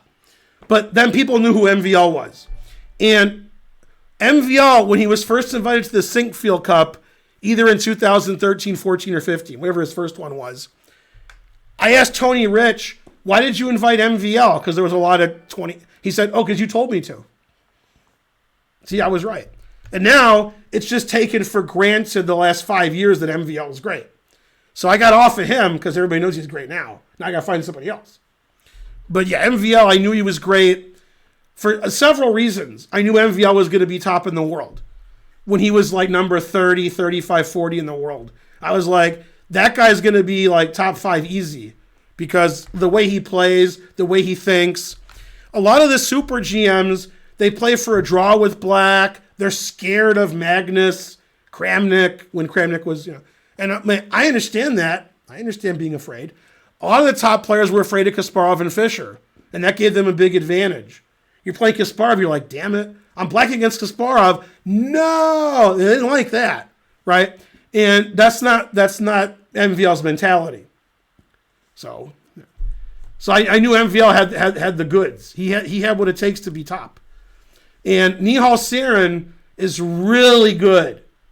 I know when somebody's really good. I'm not really good, but I know when somebody is. Now I'm going to give you another scoop. You want another scoop? Jeffrey Zhang is underrated. Jeffrey Zhang is really good. Jeffrey Zhang is going to be top 10 in the world. No question. And Jeffrey Zhang might make it to the semifinals of the World Cup this year, which starts in like 3 days. Jeffrey Zhang is really good, and you guys don't know that. You just think Jeffrey Zhang is really good, but you don't know how good he is. But I do. So you're going to find out in the next 2 weeks. And then this is recorded, and then he'll lose in the first round. You'll make fun of me for years. But Jeffrey Zhang, god damn. And guess who my next game is with? Man, Jeffrey Zhang. So unfortunately, Jeffrey Zhang had to take a buy-in round date, a half-point buy, which he did before the tournament. And when I asked him why, he had to get a COVID test showing he didn't have COVID so he could go to the World Cup in Sochi, which he went to like 2 days after the World Open ended. So he beat me easily. Then he won his last round easily. And then he had to take a half-point buy, so he tied for third instead of, doing better. Man, Jeffrey Zhang is good. God damn. Jeffrey Zhang is really good. When I say good, I don't mean he's 2,700 FIDE. I mean he's really good. Yeah. If he makes the semis, and people are like, I can't believe he made the semis, I believe it. Jeffrey Zhang. Bet on it. SC Cowell subscribed to Tier 1. Yeah, not Jeffrey John. Yeah. Look, I didn't say I could pronounce his name. I just said he was good. Yeah. He's underrated. Why are children so good? God damn, they're good. Man, these kids are all good. They're all good. One of the things the kids have now that they didn't have when I was playing is unbelievable confidence. Amazing. These kids who were 10, 11, 12, 13, they think they're going to beat the GM every game. I don't want that. I want them to be like, oh no, I'm playing GM Feingold, I'm scared. That doesn't happen anymore. When I'm playing people rated 1,800 to 2,200, like at my club here, that's what they think. Okay, I'm going to lose to Ben. I hope I last 30 moves. That's what I want my opponents to think. These kids are just like, Ben, he's old and terrible. I'm going to beat him. I don't like that. I can't have kids rated 2,200 think they're going to win. That's not what I'm looking for. Terrible. Man, they're so good at tactics and opening theory and tactics. Damn. Tactics. So I didn't realize something that I realized over the last 2 weeks. As you all know, Andrew Tang in slow chess is like me or maybe a little better. Probably more than a little better because I got worse. But like at my best, I'm better than Andrew Tang ever was in slow chess. And, he's okay. He's a slow player. He's number 6 junior and number in the U.S. and number 40 for everybody. He's okay. However, in Bullet, he's ridiculously good. Ridiculous. Everybody knows this. Problem is, the gawking rabble, when they see him play Bullet and Hyper Bullet, they think he's one of the best players in the world. And in slow chess, he's not even one of the best players in the U.S. He's not even the U.S. junior champion. He's nothing. But in Bullet and Hyper Bullet, he's top 5 in the world, I guess. It's weird. Okay, anyway, I've always known this. Most people know this. What I didn't know is Christopher Yu.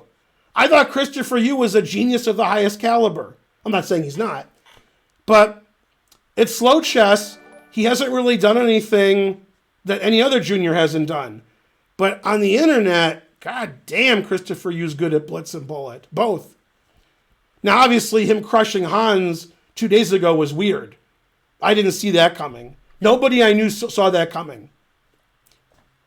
I don't understand that. I don't know what happened. I know blitz is streaky, but that was weird. Nobody could have thought that Christopher Yu would beat Hans so easily. Sharpie Lover 69420 subscribed. Hooray! Yeah.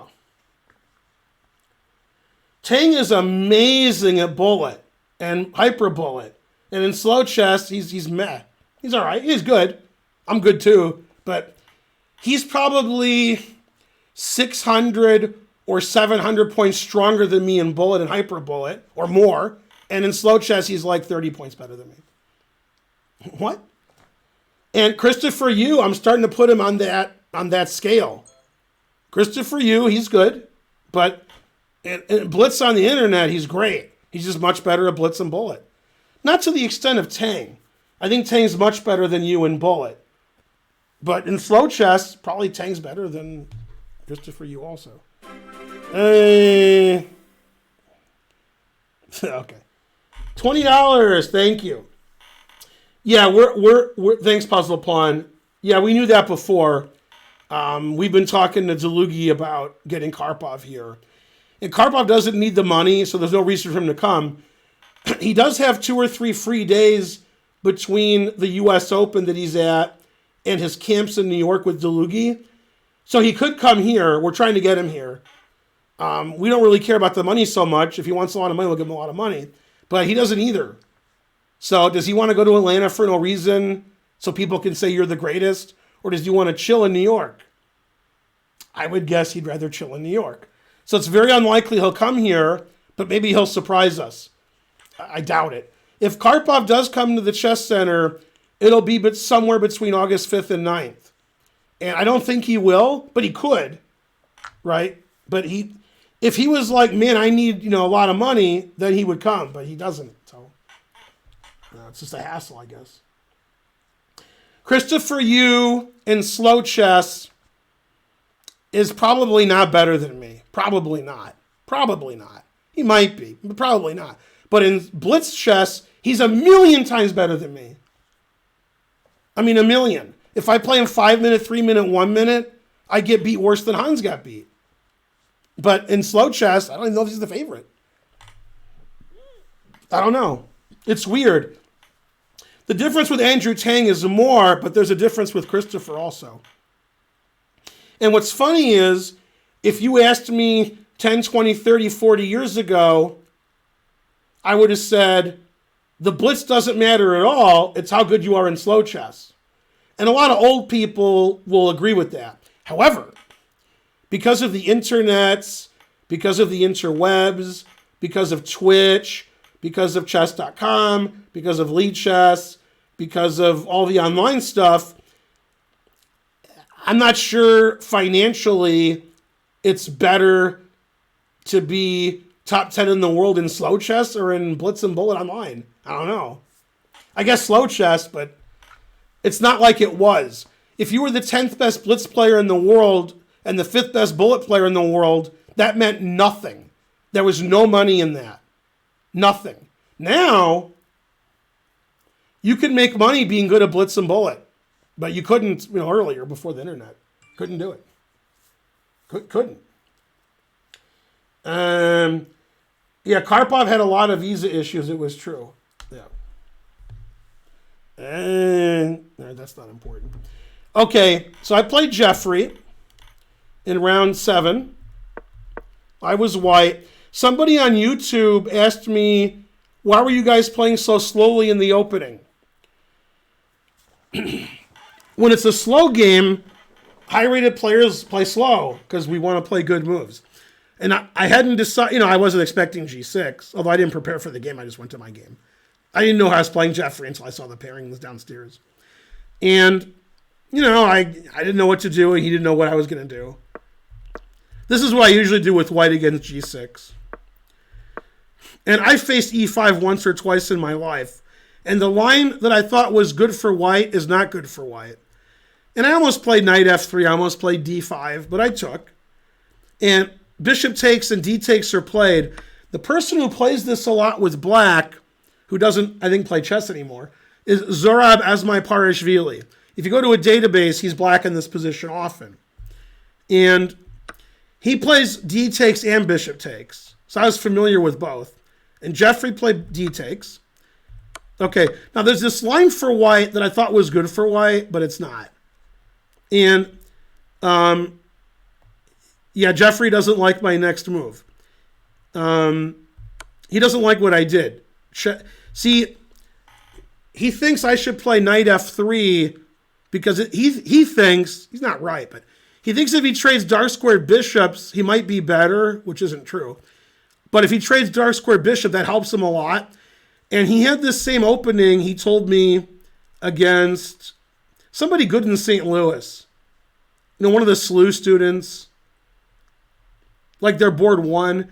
And he had the same opening, except the guy played knight f3. And when they did this, Jeffrey wasn't threatening bishop h6 because this is hanging. So the guy got in like b3, bishop b2, and white was slightly better. And he didn't actually say what happened. I think they drew, but he didn't tell me. So he was a really big fan of playing bishop h6. So I check and I go back here, and I learned this way before Jeffrey was born. And the engine doesn't say that black's even equal here, but he really likes black here because he was really happy to trade those bishops. But okay, it's not better for black. All right, and I'll tell you what I did wrong. I did a lot of things wrong this game. One of them was I played too slowly, but I did a lot of things wrong. Okay, and in this position, we both did something wrong the next couple of moves, and I didn't realize it until the engine yelled at me. I actually want to take this knight, but I didn't realize that I did. Because when the white square bishops are traded, which they were, then, you know, his knights have good squares everywhere, and my knights don't. And if I take the knight and just play really solid like b3 and, you know, knight d3, it's just equal. So he should play knight c5 here, but he played this.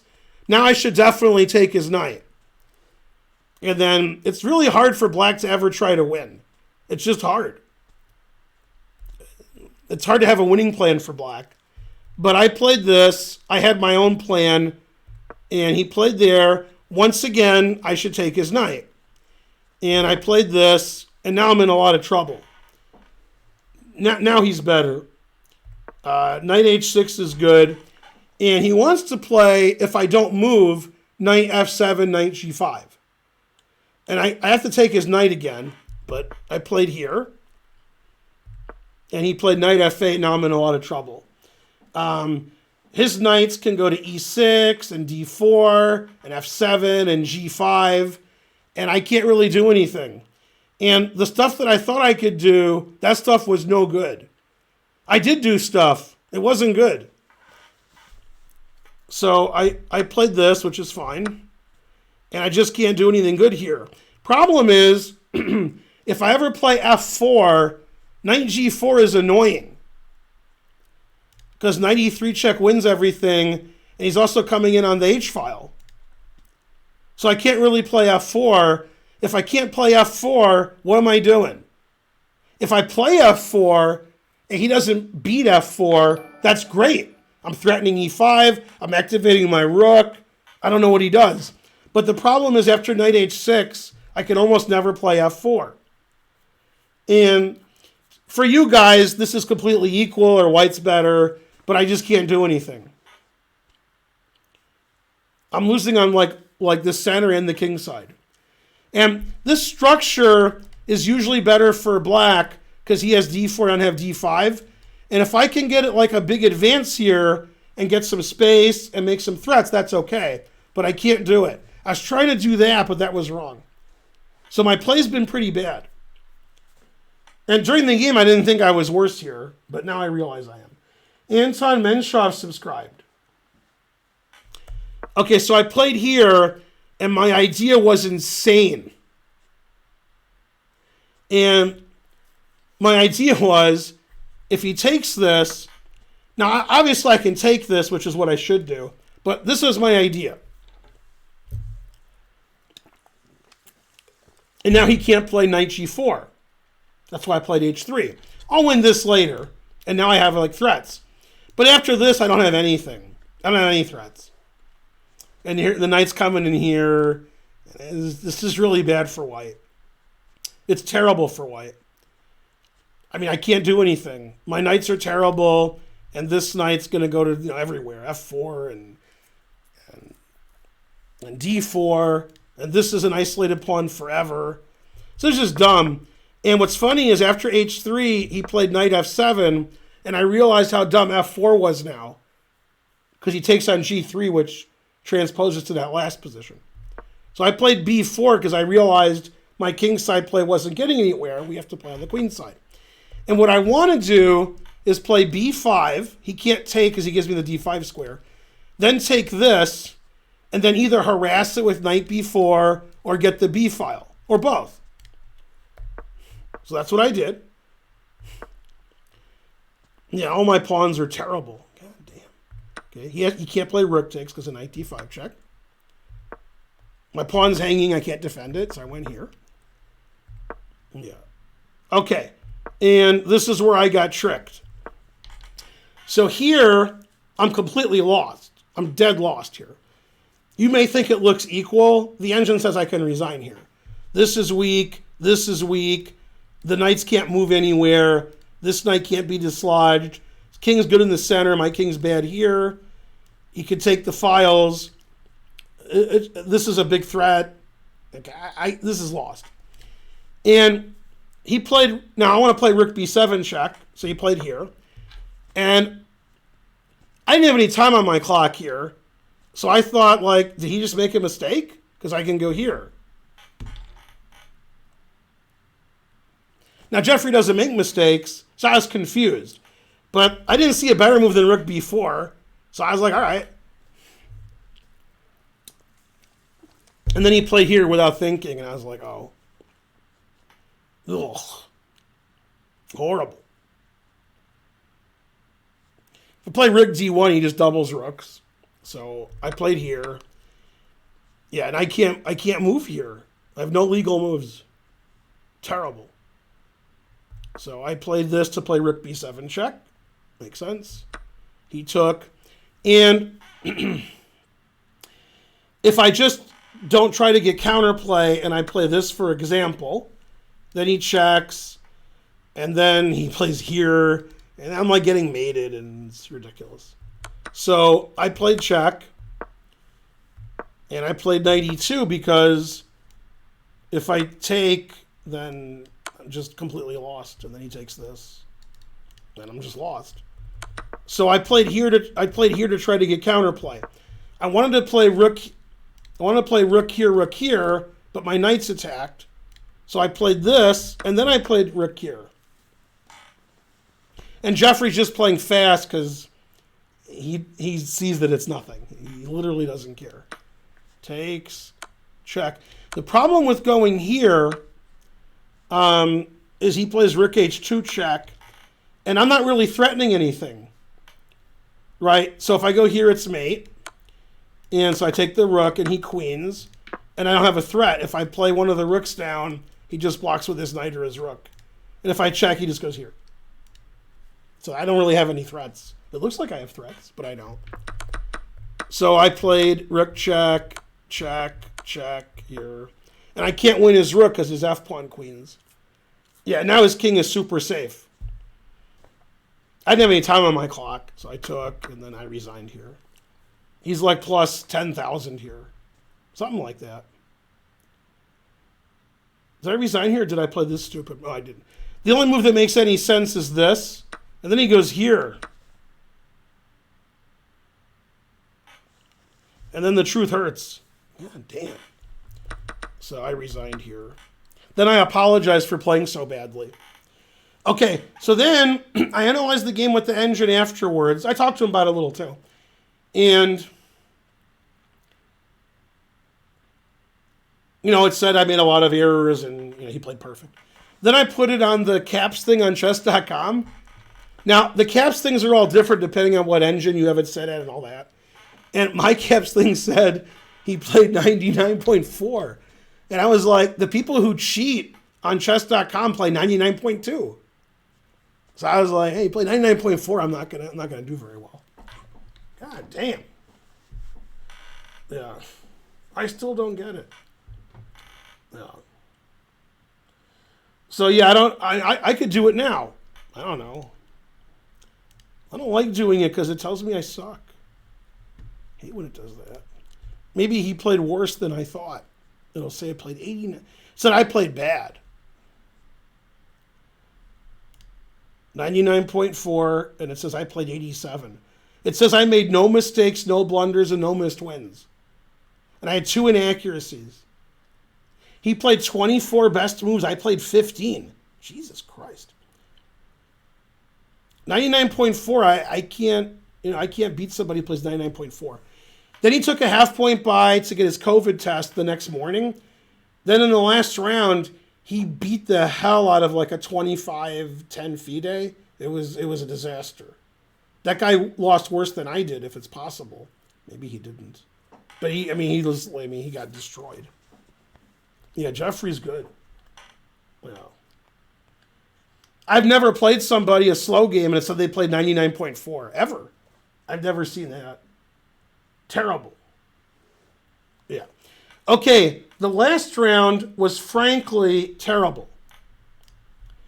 Okay, I played another kid. He's, 15 or something, I don't know. 22 something. This was round 8.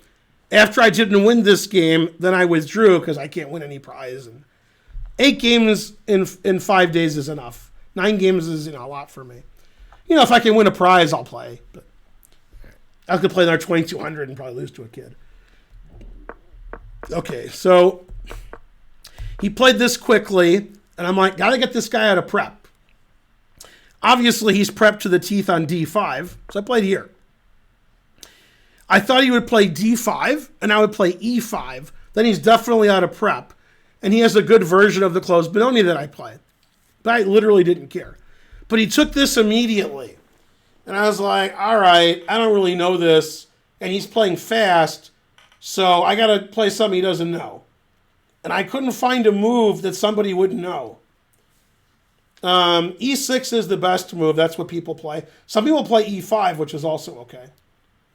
But I played here. And I thought that was very reasonable looking and that he would move relatively quickly since he played the other moves instantly. And he's a kid. He thought 15 minutes here. 15. After Queen A5. So I was like, all right, he doesn't know Queen A5. Great. Queen A5's been played, but I was happy he didn't know it. These kids beat everybody. I don't know who they beat. Okay, he played Knight F3 after thinking 15 minutes, and I played a horrible move. Horrible move. Horrible move. Any move is better than the move I played. Yeah, and I misunderstood the position and I miscalculated. So I should play either E6 or Knight C6. I played here. It's really bad. It's incredibly bad. And he played Queen D4. And I have to take. And he played Bishop D2. And I saw he could do that, but I literally didn't care. And then I talked to Ice-T, and I care now. I thought I had 2 or 3 good moves here, but the moves that I thought were good are just terrible. So if he wins my knight, then I'm just down a pawn for nothing with no development. So I thought a long time here, maybe more than 15 minutes, because I didn't see a good move. Originally, I insanely thought this would be okay when I played Knight E4. That was one of my intentions. Because I thought, okay, if he takes, I take, he takes, that's okay. Now, that's not good for me, but it's okay. But this is just crushing. I'm just completely lost here. Materials equal, my queen's attacked, I have no development, and the engine says this is the best move. So I was like, all right. So I thought forever, and I played this, which the engine says is correct. And, I mean, I'm basically just about lost here. It's a terrible position. Okay, knight c7. Okay, then he played like a 2200 kid. He did nothing, and I equalized. He didn't do anything aggressive or good, and he just made nothing moves. So eventually I equalized. He's threatening my g-pawn.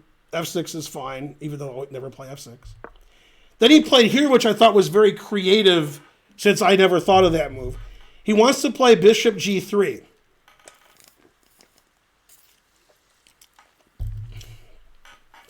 My knight doesn't have a plethora of squares.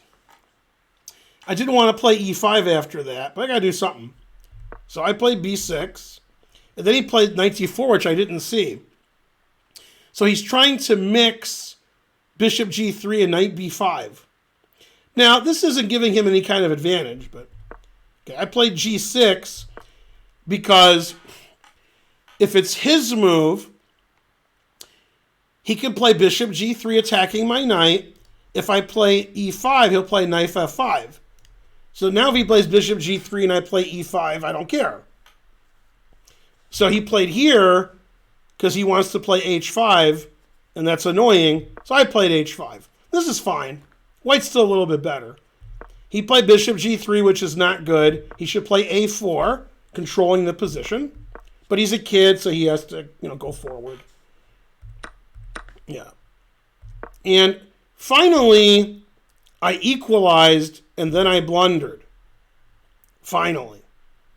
After equalizing. I'm a real genius. Yeah, and here I made like triple question mark move. Yeah, b5 is normal. Yeah. And even here, I should play bishop c5, probably. Or here too. I should play bishop c5 every available opportunity. And I didn't. And then I probably shouldn't even play rook c8 here. I should probably just play b5. And here I made an incredible blunder. And I moved it, I hit the clock, and I was like, oh my God. It's really good puzzle rush, tactics trainer blunder. It's really good. I played here. Oh wait, that's not the blunder. Sorry. This is where I made the blunder. I already forgot where I blundered. So he played here because he wants to play rook g3. It's hard to defend my pawn. But the engine thinks this move is stupid. Because after here it thinks g5 is okay, which looks a little shaky, but I guess it's okay. I don't want to play here, because that looks strange. So here's where I blundered. Double question mark move. Bishop c6 is equal, f5 is playable, g5 is playable, and I played here. I wanted to play king e7. I wanted to trade pieces so I wouldn't lose, because I didn't like my position. And that just loses immediately. And when I played it and hit the clock, I was like, oh my God. So I blundered on move 4 with knight e4. I finally equalized. Then I blundered again. Man, the worst blundering is when you blunder, you hit the clock, and you're like, oh no. Okay, so now he has this bishop f7 trick. And if I take on f7, takes my d-pawn and takes my bishop. If I don't take on f7, he takes my g-pawn. And then I'm lost. So he played more accurately. He played here. That's actually better than bishop f7 right away. Now, as soon as I played bishop c5, I saw this. Now rook h6, bishop f7 is even stronger because my rook is ridiculous on h6, frankly. So now I have to play something tricky and weird. And I didn't see one of the tricky and weird moves, but I saw the other one. Okay, I can play d5 or f5 to make the game weird, so I played d5. And the idea is if he takes this way, I can defend my pawn with rook g8 or maybe even king f7. And then I'm down a pawn, but maybe I'll win that pawn. Maybe my pawns will advance. And my rook can go here after d6. And this is really good for white, but it's not as good as, if I just lose everything on the king side. So he took on g6. All my pawns are hanging. King f7, which I can now do because I played d5. And then I defended my pawn. So I'm down a pawn, but his rook on g3 is weird. Now here he's winning, but he had the technique of a kid who doesn't know how to have technique. He just knows how to trick you tactically and play fast and make you look stupid, which he did. But then when he's winning, now he has to old man me, but he's not an old man. I'm an old man. I was an old man before he was born. So he kept playing like super aggressive like a kid when, he just wins by playing slowly and boring because he's up a pawn for nothing. I have an isolated H pawn. My D pawn's pinned. But he was like, "Rawr, we gotta do it." Okay. And I was in time trouble, so I thought I'd just lose all my pieces. And then he played F4. Now his moves aren't bad, but the idea that you're winning with no problem to like making it tricky so you can win quicker, I don't know. So I could take on f4, or I could play e4. The obvious idea is with f4, he wants to go here, which is pretty annoying. If I take that, it's unclear the king and pawn ending if I'm losing or not. And also if I take, he could just play rook f3 since I'm pinned and take back on f4 and have the isolated pawns and pawn down. So I played e4. I figure pass pawn is good. The engine doesn't like e4 very much, but losing is losing. Okay, and he played rook c3, which shocked me. I was like, what? What the hell's that? What's funny is, if he goes here, it's 100% I was going to play f5. That's what I was going to do. Okay, and what's funny is, the engine says f5 loses because of rook c3. And then I resign. And I definitely wouldn't have seen rook c3 because I didn't see... When he played rook c3, I was shocked. Okay, and the reason it loses, and it doesn't lose in the previous position, is the only way not to lose a piece is to go here, takes. I'm not down a piece, but I played f5 instead of the pawn on f6. So he's got this big threat, and my rook is attacked. So I got to save my rook. I can't go here because rook e5 check. I have to save my rook somehow, and then, okay, I'm dead here, down 1,000 pawns. So rook e3 is the best move, and f5 is actually a mistake. And I was in time trouble. I don't think he was in time trouble, but he was, he had 20 minutes or so. So he played rook c3, which I thought he was going to play f5, but... Okay, and I took. And now if he plays bishop takes. Now I play here. There's no rook takes f5 check. And the engine says this is a draw. He's not better here. It says this is equal. Yeah, now I got pass pawn. These are weak. My rook's on the 7th. You better watch his step. Okay. Yeah, this is fine. So he played bc3 immediately. Now my bishop's hanging, so I have to go here. And he played rook d4, which I didn't understand. I'm like, I want to play f5. Why'd you do that? Okay. So I was really happy here because I thought I was dead lost. And now I thought I might not lose. Okay. I'm still down a pawn and losing, but Okay. Rook d6, defending my a pawn. And now he played an excellent move that I did not see. I hate when they do that. He has more than one move that's good. I didn't see this move at all. So I was really impressed. I was like, damn, that's a good move. Played bishop e2. And, if he takes my h-pawn, that's not good. Because, I can't lose all my pawns. I need some pawns left. And I played bishop takes a2. And when I played bishop a2, which is a fine move, I didn't even see he could take this. I thought he was going to trade rooks and take on a6. Then I was like, oh my God, he takes here, and I'm just lost. He's got two passed pawns, and they're on both sides of the board, and he's up a pawn, and I have to defend this. And, well, Wait, I'm sorry, I apologize. The opposite of what I said. I saw this was hanging because he played bishop e2. So this is what I was expecting. And then after I took on a2, I'm like, oh, this pawn's hanging. I forgot about that. If he takes this, I don't have any counterplay. King walks up, H pawn weak, F pawn weak, pass C pawn. And after the game, I said, I thought you were going to take that. And I was right, turns out. And he said, oh, I thought if I took that, I wouldn't win because I thought the king and pawn ending wasn't winning. And he might be right about that the king and pawn ending isn't winning, but he might be wrong, might be winning. So he thought that he couldn't win here if I just did nothing. The engine does not agree. So imagine these bishops are off the board. Like he has a passed pawn, I have a passed pawn, so he thought he couldn't win, but I think he's wrong. Probably he can play king e3 and c4 and g4 and win. And he has the passed pawns, and my passed pawns are stopped. So probably the king and pawn ending is losing. But probably I can't force it anyway. So he should just take on a6.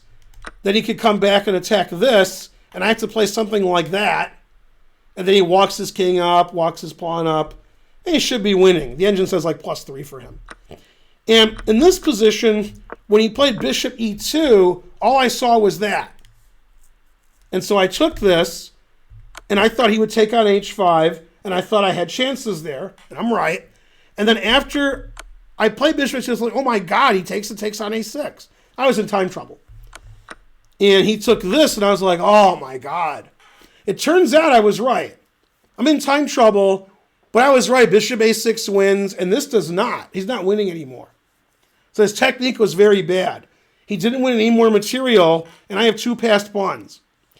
And luckily, I'm drawing. And I was playing for a win. I didn't think I was winning, but I was playing for a win because I could win. We both got 2 passed pawns. Why can't I win? And it turns out it's just a draw. If he takes my bishop, I win because I have the 2 passed pawns, and they're further advanced than his. His pawn on c2 is not dangerous. Yeah, then I realized I couldn't do anything. And he offered me a draw, but I still declined. Yeah, the only way to try to win is e3. It also might lose, but yeah. It's a draw if we don't do anything. If I play like bishop here, and he plays king here, it's a draw. So I want to win. And there's some tricky things that are happening. Like if he plays king here, this check is winning a lot. And if I play bishop here, either one of us could win depending on if I queen would check or he does or whose turn it is. Yeah. So he offered me a draw and I declined, but it's a draw. Yeah, now if he takes here, it's a blunder because I play a3. And if he goes here, then I play, what's the winning move? Is it bishop f7? Yeah. He can't let me queen, but he can't queen because I can just play king e7. I think, yeah. And I win. I'm quicker. So he can't take on e3 because I play a3 and I win. So he played here. Now, if it's his move, he can take on e3. Because if I play a3, he can play bishop b1. And if I win his bishop with bishop f7 and a2, he's probably winning that a piece down because he has passed pawns on both sides, and I can't do anything. So the only move that draws here is a3. There's no other move that draws. Now his bishop can't move because my pawns. So he has to play king c3. I think king c3 is the only drawing move. And I think a3 is the only drawing move, and king c3 is the only drawing move. Because, I got 2 pawns, 1 for each of you. And now I play bishop a4. So his king can't approach. And now it's a stalemate. Not a chess stalemate. It's a stalemate. We can't do anything. Now I move my king back and forth, and he moves his bishop back and forth. Nobody can do anything here. Yeah, there's nothing to do. Yeah, draw. He can't move his king, and I can't do anything. He can't do anything. So That game was me making 2 blunders, knight e4 and bishop c5. And then when he was winning both times, he didn't win. And after the game ended, I was wondering if I was ever winning the bishop ending or if he was, but we were not. The engines all say as soon as he takes the pawn on h5 in this position, once he does this, it was a draw the rest of the game. Nobody did anything wrong.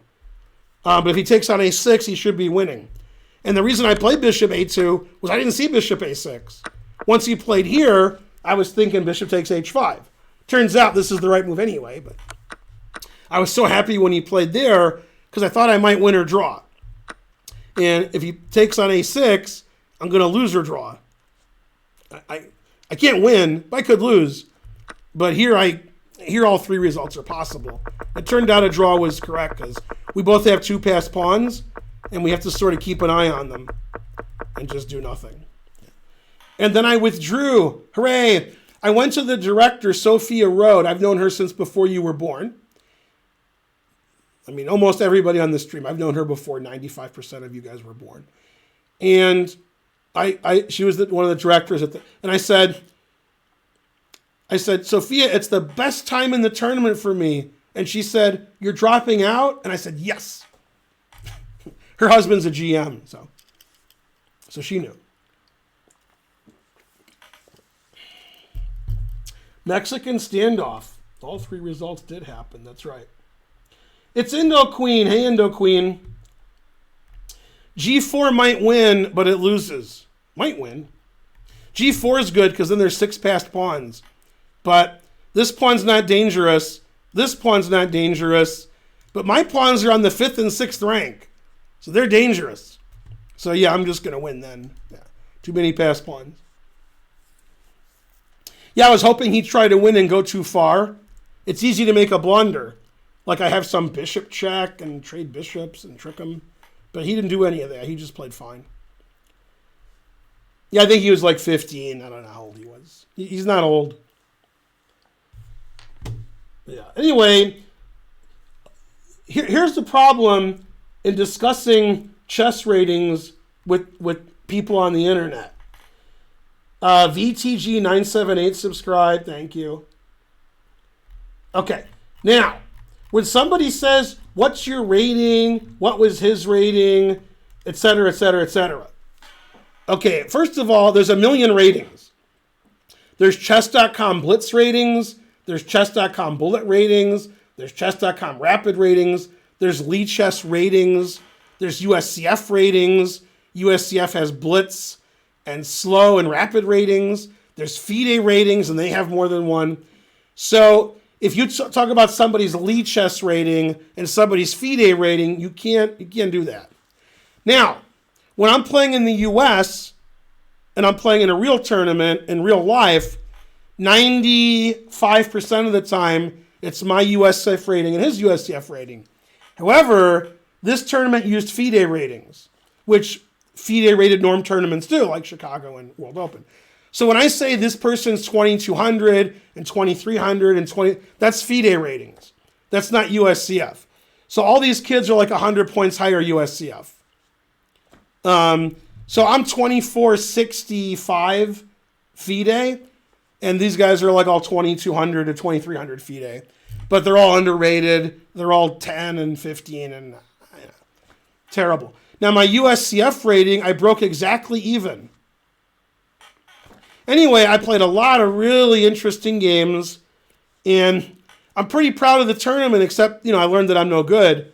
But I already knew that from Chicago. But I did have 3.5 out of 4. So as soon as I played Gladura and Zhang, it was clear I was no good. But before that, it wasn't clear. 3.5 out of 4 is pretty good. A lot of the top players lost in round 1 to little kids. There's a lot of losing in round. I think Andrew Tang lost in round 1. A lot of the higher rated players lost and drew in round 1 because the tournament's tough.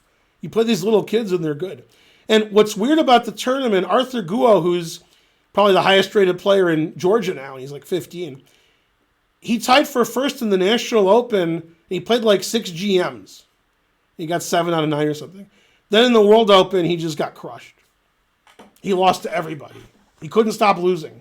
He lost to 2100s, 2200s, and he got like he got 4 out of 8 or something. Is that right? No, he got 4.5 out of 8, and he was paired down every round. But he got 7 out of 9 paired up every round in Vegas. So sometimes just it's not your tournament. But I played more interesting games and better games and more games here than in Chicago. Chicago games were also interesting. But I like this better because I won more games, I played more games, and I felt like it was a bigger battle here. Like I was really exhausted and frustrated during the game. It's just too hard. I'm just too old. When I was young and I won a really long, complicated game, I was happy. And now I'm just like, why do I play in this tournament? It's just too hard. But yeah, this is terrible. I made 2 blunders this game. I hate when I do that. So this game I thought was the worst game ever when it ended. And when I did the thing on chess.com, it said I played 97.8. He played 97.1. I mean, I made 2 blunders this game. So I don't know how I played 97.8. I mean, I played between 94 and 98 according to chess.com. In 6 of my 8 games, the games that I didn't were the 2 games I lost. It said I played bad against Jeffrey. And that's what happens. The better your opponent, the worse you play because they make it hard on you.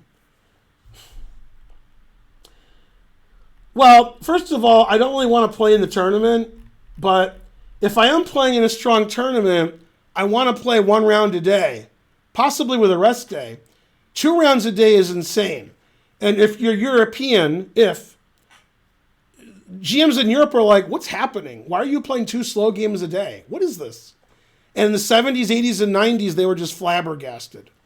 And one year, Ivan Sokolov, I think, tied for first in the World Open. He did not play 2 games on any day. He just took half-point buys. He took 4 half-point buys, which is not allowed now, and he went 5-0 his other games. He did not play 2 games a day. He thinks that's crazy.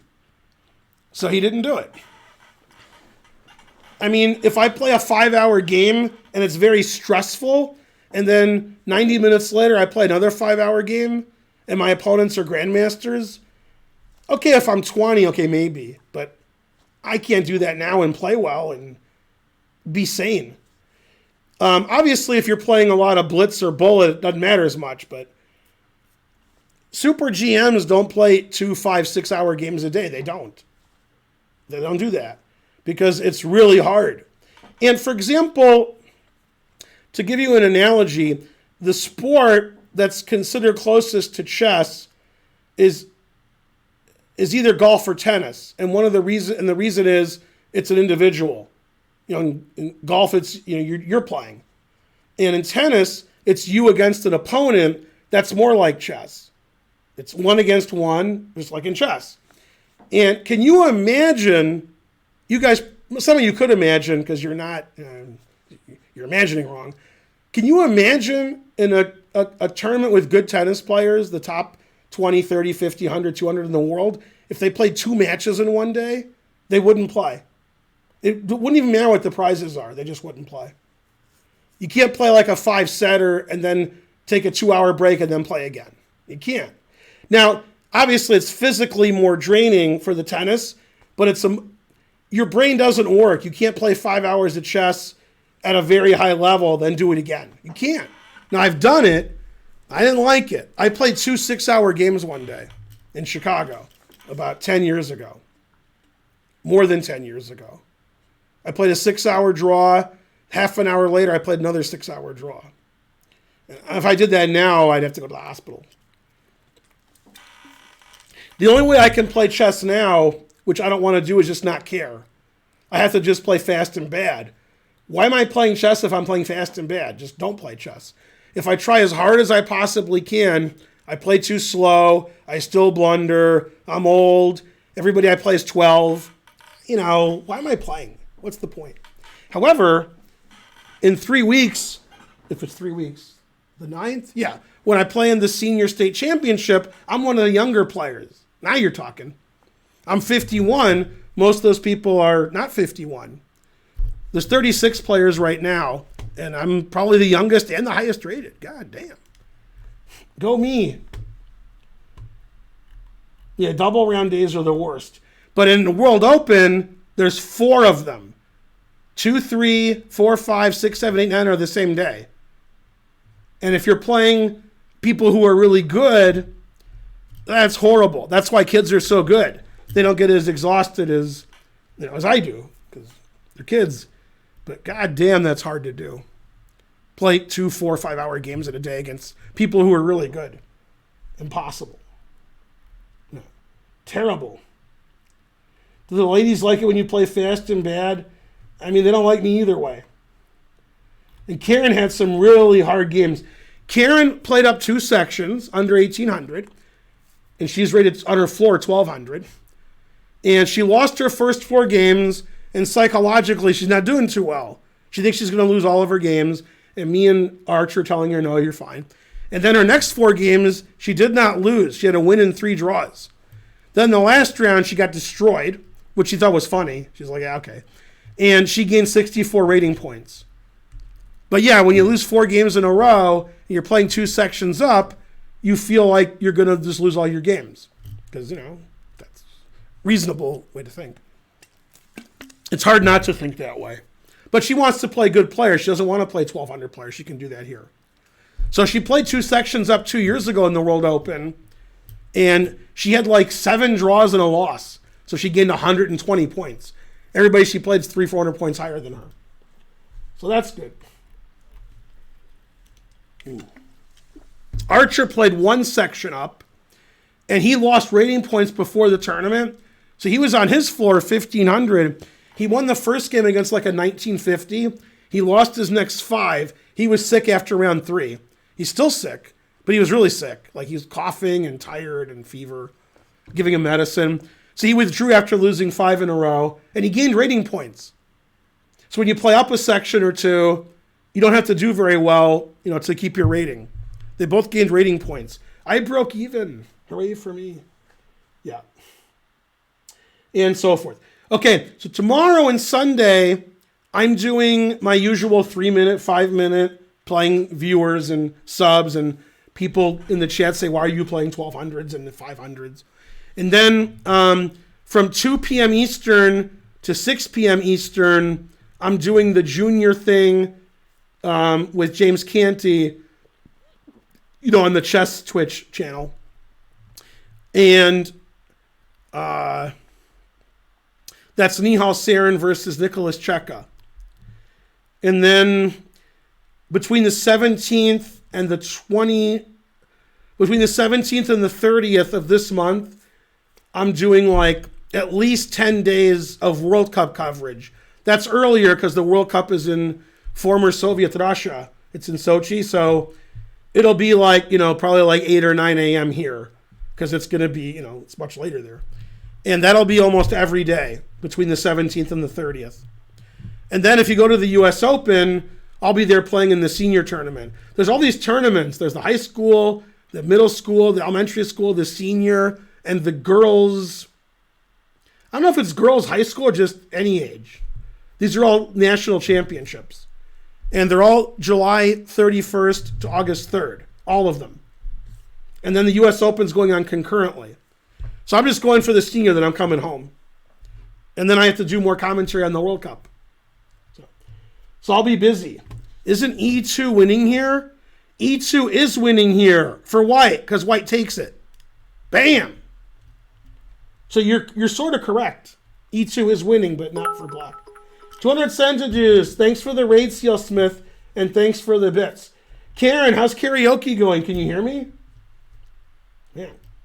Go, Karen. Who's the favorite? I mean, Saren's going to win by a huge amount, or he's going to win by a normal amount. He'll either win by like 6 points, or he'll win like the way Christopher Yu did against Hans, which I still don't understand. I'm not saying Hans is better than Christopher Yu in Blitz and Bullet. I think he is. But he's not 23-9 worse. So I don't know. That was just a bad day for him. Sometimes you have a bad day. Blitz and Bullet's really streaky. If players are the same strength, you can win 6-7 in a row for no reason. The other person does. I don't know why. But that's crazy. 23-9. I mean, if Hans won 23-9, that'd be more understandable. Yer Trail, 100 centidues. The favorite is a piece by Scott Joplin. The Entertainer? What? Bucks and 6. Italy or England? I don't know. I don't like either country, but I like Italy. I can't like England. There's nothing about England that you should like. Nothing. There's nothing in England that anybody should like, except Big Ben, because I'm Ben. So, I mean, Italy's a better team. I literally don't care. Did Argentina play Brazil yet, or is that tomorrow? When's Argentina play? What? No, I like the country Italy. I like going there. It's great. Yeah. David Attenborough is good. You're right. Sunday morning is when Djokovic tries to win again. He's playing an Italian guy I haven't heard of. Brazil or Argentina? I don't know. If it was 1990, Brazil. But now I don't know what's going on. Come on, hype train. 25%. How's that possible? There is no EST. It's EDT. This is the summer. Don't say EST. Just say ET, because then you can't be wrong. If you say EST or EDT, you're wrong almost all the time. So don't do it. As a Brazilian, you hope Argentina beats you. What? How could you? Argentina, Brazil, not important. Is either one important? By the way, am I right? I could be wrong. Is the guy who was in Snatch, was he a soccer player? Was it soccer? I think it was soccer. It could have been another sport. There's a guy in Snatch who used to be an athlete, now he's an actor. I think it was soccer, but I could, yeah, Vinnie Jones. Yeah. EST in Indiana, in some of Indiana, that's right. A Brazilian to 1. Yeah. Bishop takes 300 centidues.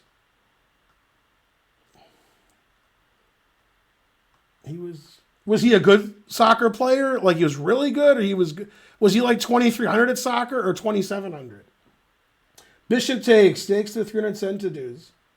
Played in the Premier League, he was pretty good. That's for sure. Man, that movie was so good. He sucked, but people were scared of him. Damn. Now, when I was in high school, there was a kid who was very smart. Chris, I forgot his last name. Chris what? First name was Chris. I really can't remember his last name. Jesus. Anyway, he was really fast. He was crazy fast. So he played on the soccer team, and he was too fast. So one game, he scored 5 goals. He just ran with he was too fast. I guess being fast is good. What was his last name? I don't think he was a great soccer player. He was just fast. You know, it's against high school kids. So if they're not good at soccer and they're getting outrun and they can't catch them, then, you know. All right. Crumbopulous Michael subscribed. Robert E630 gifted a tier 3 sub to Amaranth. That's pretty funny. Annie gifted a tier 3 sub to Melina. I don't know who that is. Is that like Amaranth? Is it the same kind of thing? It's funny, though.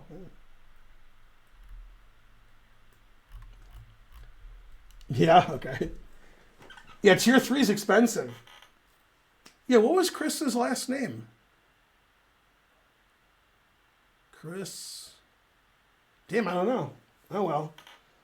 I graduated high school in 86, so I guess it's been a while. Yeah. No, I don't think he played soccer in college. I think he just, played high school and he was too fast. Yeah. Oh, man. Yeah, I've been sick forever. Everybody got sick in Philadelphia. I got sick when I got home. I don't know what that was all about. That was weird. Yeah. You know, we're all getting better. Whatever. As long as Karen's not sick, the three of us don't matter as much. Yeah, nobody is required to wear a mask anywhere in Georgia. And in Philadelphia, you only had to wear a mask in the tournament, like in the chess tournament. Nowhere else in Philadelphia I went to was anybody wearing a mask or had to. Some people wore it, but nobody cared. We went to restaurants. We went to 7-Eleven. We walked around, and nobody has to wear a mask anywhere. But in the chess tournament, you had to wear a mask all the time. And then in the U.S. Open, it's going to be the same thing. In Georgia, places where you had to wear a mask that I'd go to, you don't have to anymore. All of them. It doesn't matter where I go. And here's the funniest thing. I had to go to the DMV a few days ago, and I figured, okay, it's a government building, and there's a lot of people there, so they're going to make you wear a mask. And they do not. They didn't care if you wore, or in Georgia. They don't care if you wear a mask or not. No signs, nothing. People weren't wearing masks. That surprised me. That a government building, they're like, yeah, whatever. I mean, obviously the governor's anti-mask. He's Republican. But I was still surprised. So Georgia went from most places, they want you to wear a mask, but if you don't, they don't say anything, to like no place cares if you wear a mask now. There's nowhere in Georgia where you have to wear a mask or they yell at you. They literally don't care. Certified smartass subscribed. 100 centidues, Auburn Knight.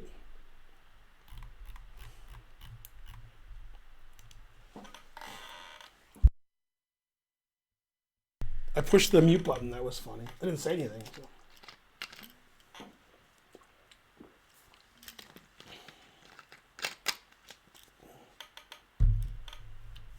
Oh yeah, I want to say my mom's in a nursing home in Michigan because she's fine, but she can't walk. Her legs don't work well, so she has to stay in a bed, or they can wheelchair her, like walk around.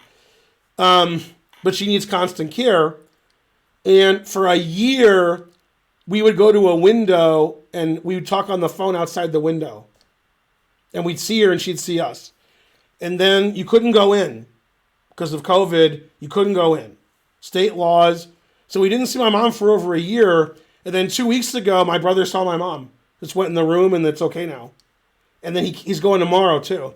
So the next time I visit Michigan, I can actually see my mom. The only times we could see my mom was if she got hurt somehow or there's something was wrong. They took her to the hospital. Then we could see her. The hospital let us go into the room with her when she was recovering. But if everything was fine, then we couldn't see her. In the nursing home. What? So, yeah, ridiculous. Terrible. But that's good. Now, next time I visit my family, I can actually see her. Terrible. Yeah. I still haven't seen her. I see her in the same room when she's in the hospital, which is really rare. So, like, in the last 16 months, I've been in the same room with her like 3 times. And then they moved her from the first floor to the second floor, so we couldn't visit her anymore and stand outside because it's the second floor. So my brother hadn't even seen her in months. It was terrible. Yay, I got emotes or something. And so forth. About a year ago, they told the family you can't see your mom in the nursing home. Not my mom's, somewhere in the U.S. And the woman got a job at the nursing home. She worked there so she could see her mom. True story. That's the world I live in.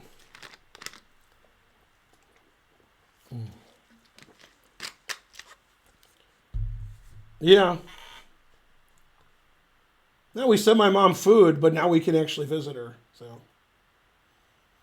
any of the women in my family play chess too? Karen. In my immediate family, when I was a kid, there was my mom. She knows how to play chess, and she played in one tournament before I was born, but she doesn't like chess. She's played offhand games, but she doesn't want to. Yeah. And so forth. Will I play more chess? I didn't play any chess this stream.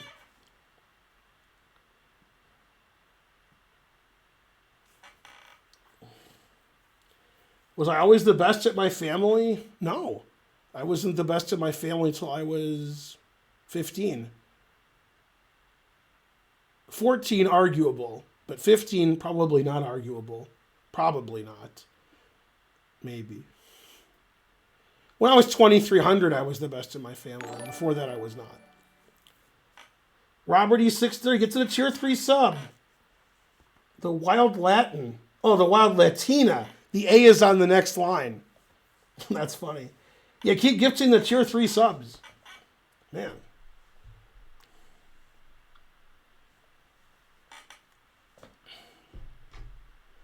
I never made a push for the GM title. I got invited to GM Norm tournaments with good prize money, so I played in them. So it was sort of like happenstance. They said like, "Hey, you want to play in this Spice Cup?" And I was like, "Yeah." And then Chicago. I mean, I just kept playing in Norm tournaments because they were Norm tournaments, and before that, I didn't. I didn't get invited to Norm tournaments, and then I did. And it's sort of like at chess.com. I very rarely do commentary compared to Naroditsky, Hess, Nakamura, you know. And all of a sudden, a week ago, they're like, "You do commentary for every event." And I'm like, "Yeah." So I'm going to do commentary like every day. Like the 17th to the 30th, almost every day, if not every day, I'll do commentary on the World Cup. For hours. 3 hours, 6 hours. Crazy. James Brussels? James Brussels? James B. Russells? Yay.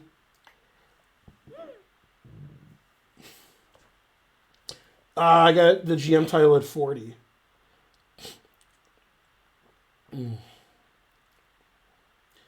World Cup commentary is on the chess Twitch, right? It's not on my channel. I'll probably stream a little bit less since I'll be working hours a day up for the, you know, and most of the time I'll be with Naroditsky and sometimes I'll be with Danny Wrench. So I gotta be on my best behavior. I won't, but I have to be. And I won't.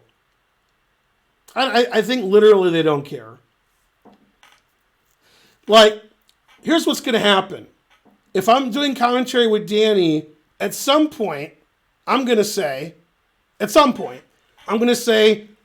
Black's position is collapsing faster than a South Florida condo. And people will be shocked in the chat, and Danny will just he'll laugh and think that's hilarious, but then he might privately say, like, "Yeah, don't do that." And then I'll do it again, and he'll laugh, and he thinks it's funny, but I shouldn't do that. But I'll do it anyway. Gotta be me. Yeah. I mean, Danny thinks that shit's hilarious. He just doesn't want people, he doesn't want to get 100 emails complaining. Like, why are you letting that idiot do commentary? He's the worst, and, you know, he's the gatekeeper, and, you know, he doesn't want to get 100 emails about that. So, you know. Yeah. That's right. If I played a 10-game 15 match, what would the score be? In real life or on the internet? On the internet, 9.5 for him probably. In real life, maybe he'd win 8-2. Something like that. He's way better than me. If you don't make you'll complain I'm not making condo jokes. Internet, not good. Ruffy Lemon the Pineapple subscribed. I would do very badly. Oh yeah, Naroditsky is great. Yeah. He's the best, except for other people. No, I like Danya a lot. Yeah.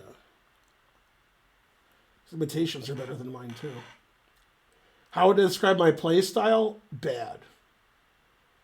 Old man Naroditsky. Naroditsky's like 200 FIDE points higher than me. So, no. The slower, the better I would do, but I still get crushed. Like, if it was like a really, really slow game, he'd probably beat me 7.5, 2.5. And he probably wouldn't be happy with that. He'd probably be happy with 8-2 or better. If it was like, 40 moves in 90 minutes and 30 and 30-second increment, that's the best I would do. But the faster it gets, then I just lose every game. Hyper bullet and bullet, I get 0. I did beat him in a bullet game once. He pre-moved and hung his queen on move 6, and I barely won. I almost didn't win. I was really lucky to win. I think I might have beat Naroditsky twice in my life in bullet, and he won like 800,000 times. So it was close. He's not a super GM, but he's pretty good. At bullet, he might be, but not in slow chess. Slow chess, he's just a very strong GM. Right. No, I'm in bullet, I just have any chance at all. Yeah, I can't do anything. But yeah, and the slower it gets, the more chances I have. Bullet, I have no chance. All right, I'll see you guys tomorrow. I'll be streaming probably at 6:30. This stream, if you want to watch me before that, go to the chess.com Twitch channel, and I'll be doing commentary with Mr. Canty and so forth. Speaking of Mr. Canty, thanks for the large donations, the tier 3, and more importantly, well, not more importantly, but at least as important, was JAA giving me $99.99. My favorite donation. Yay. All right, see you guys tomorrow. Bye.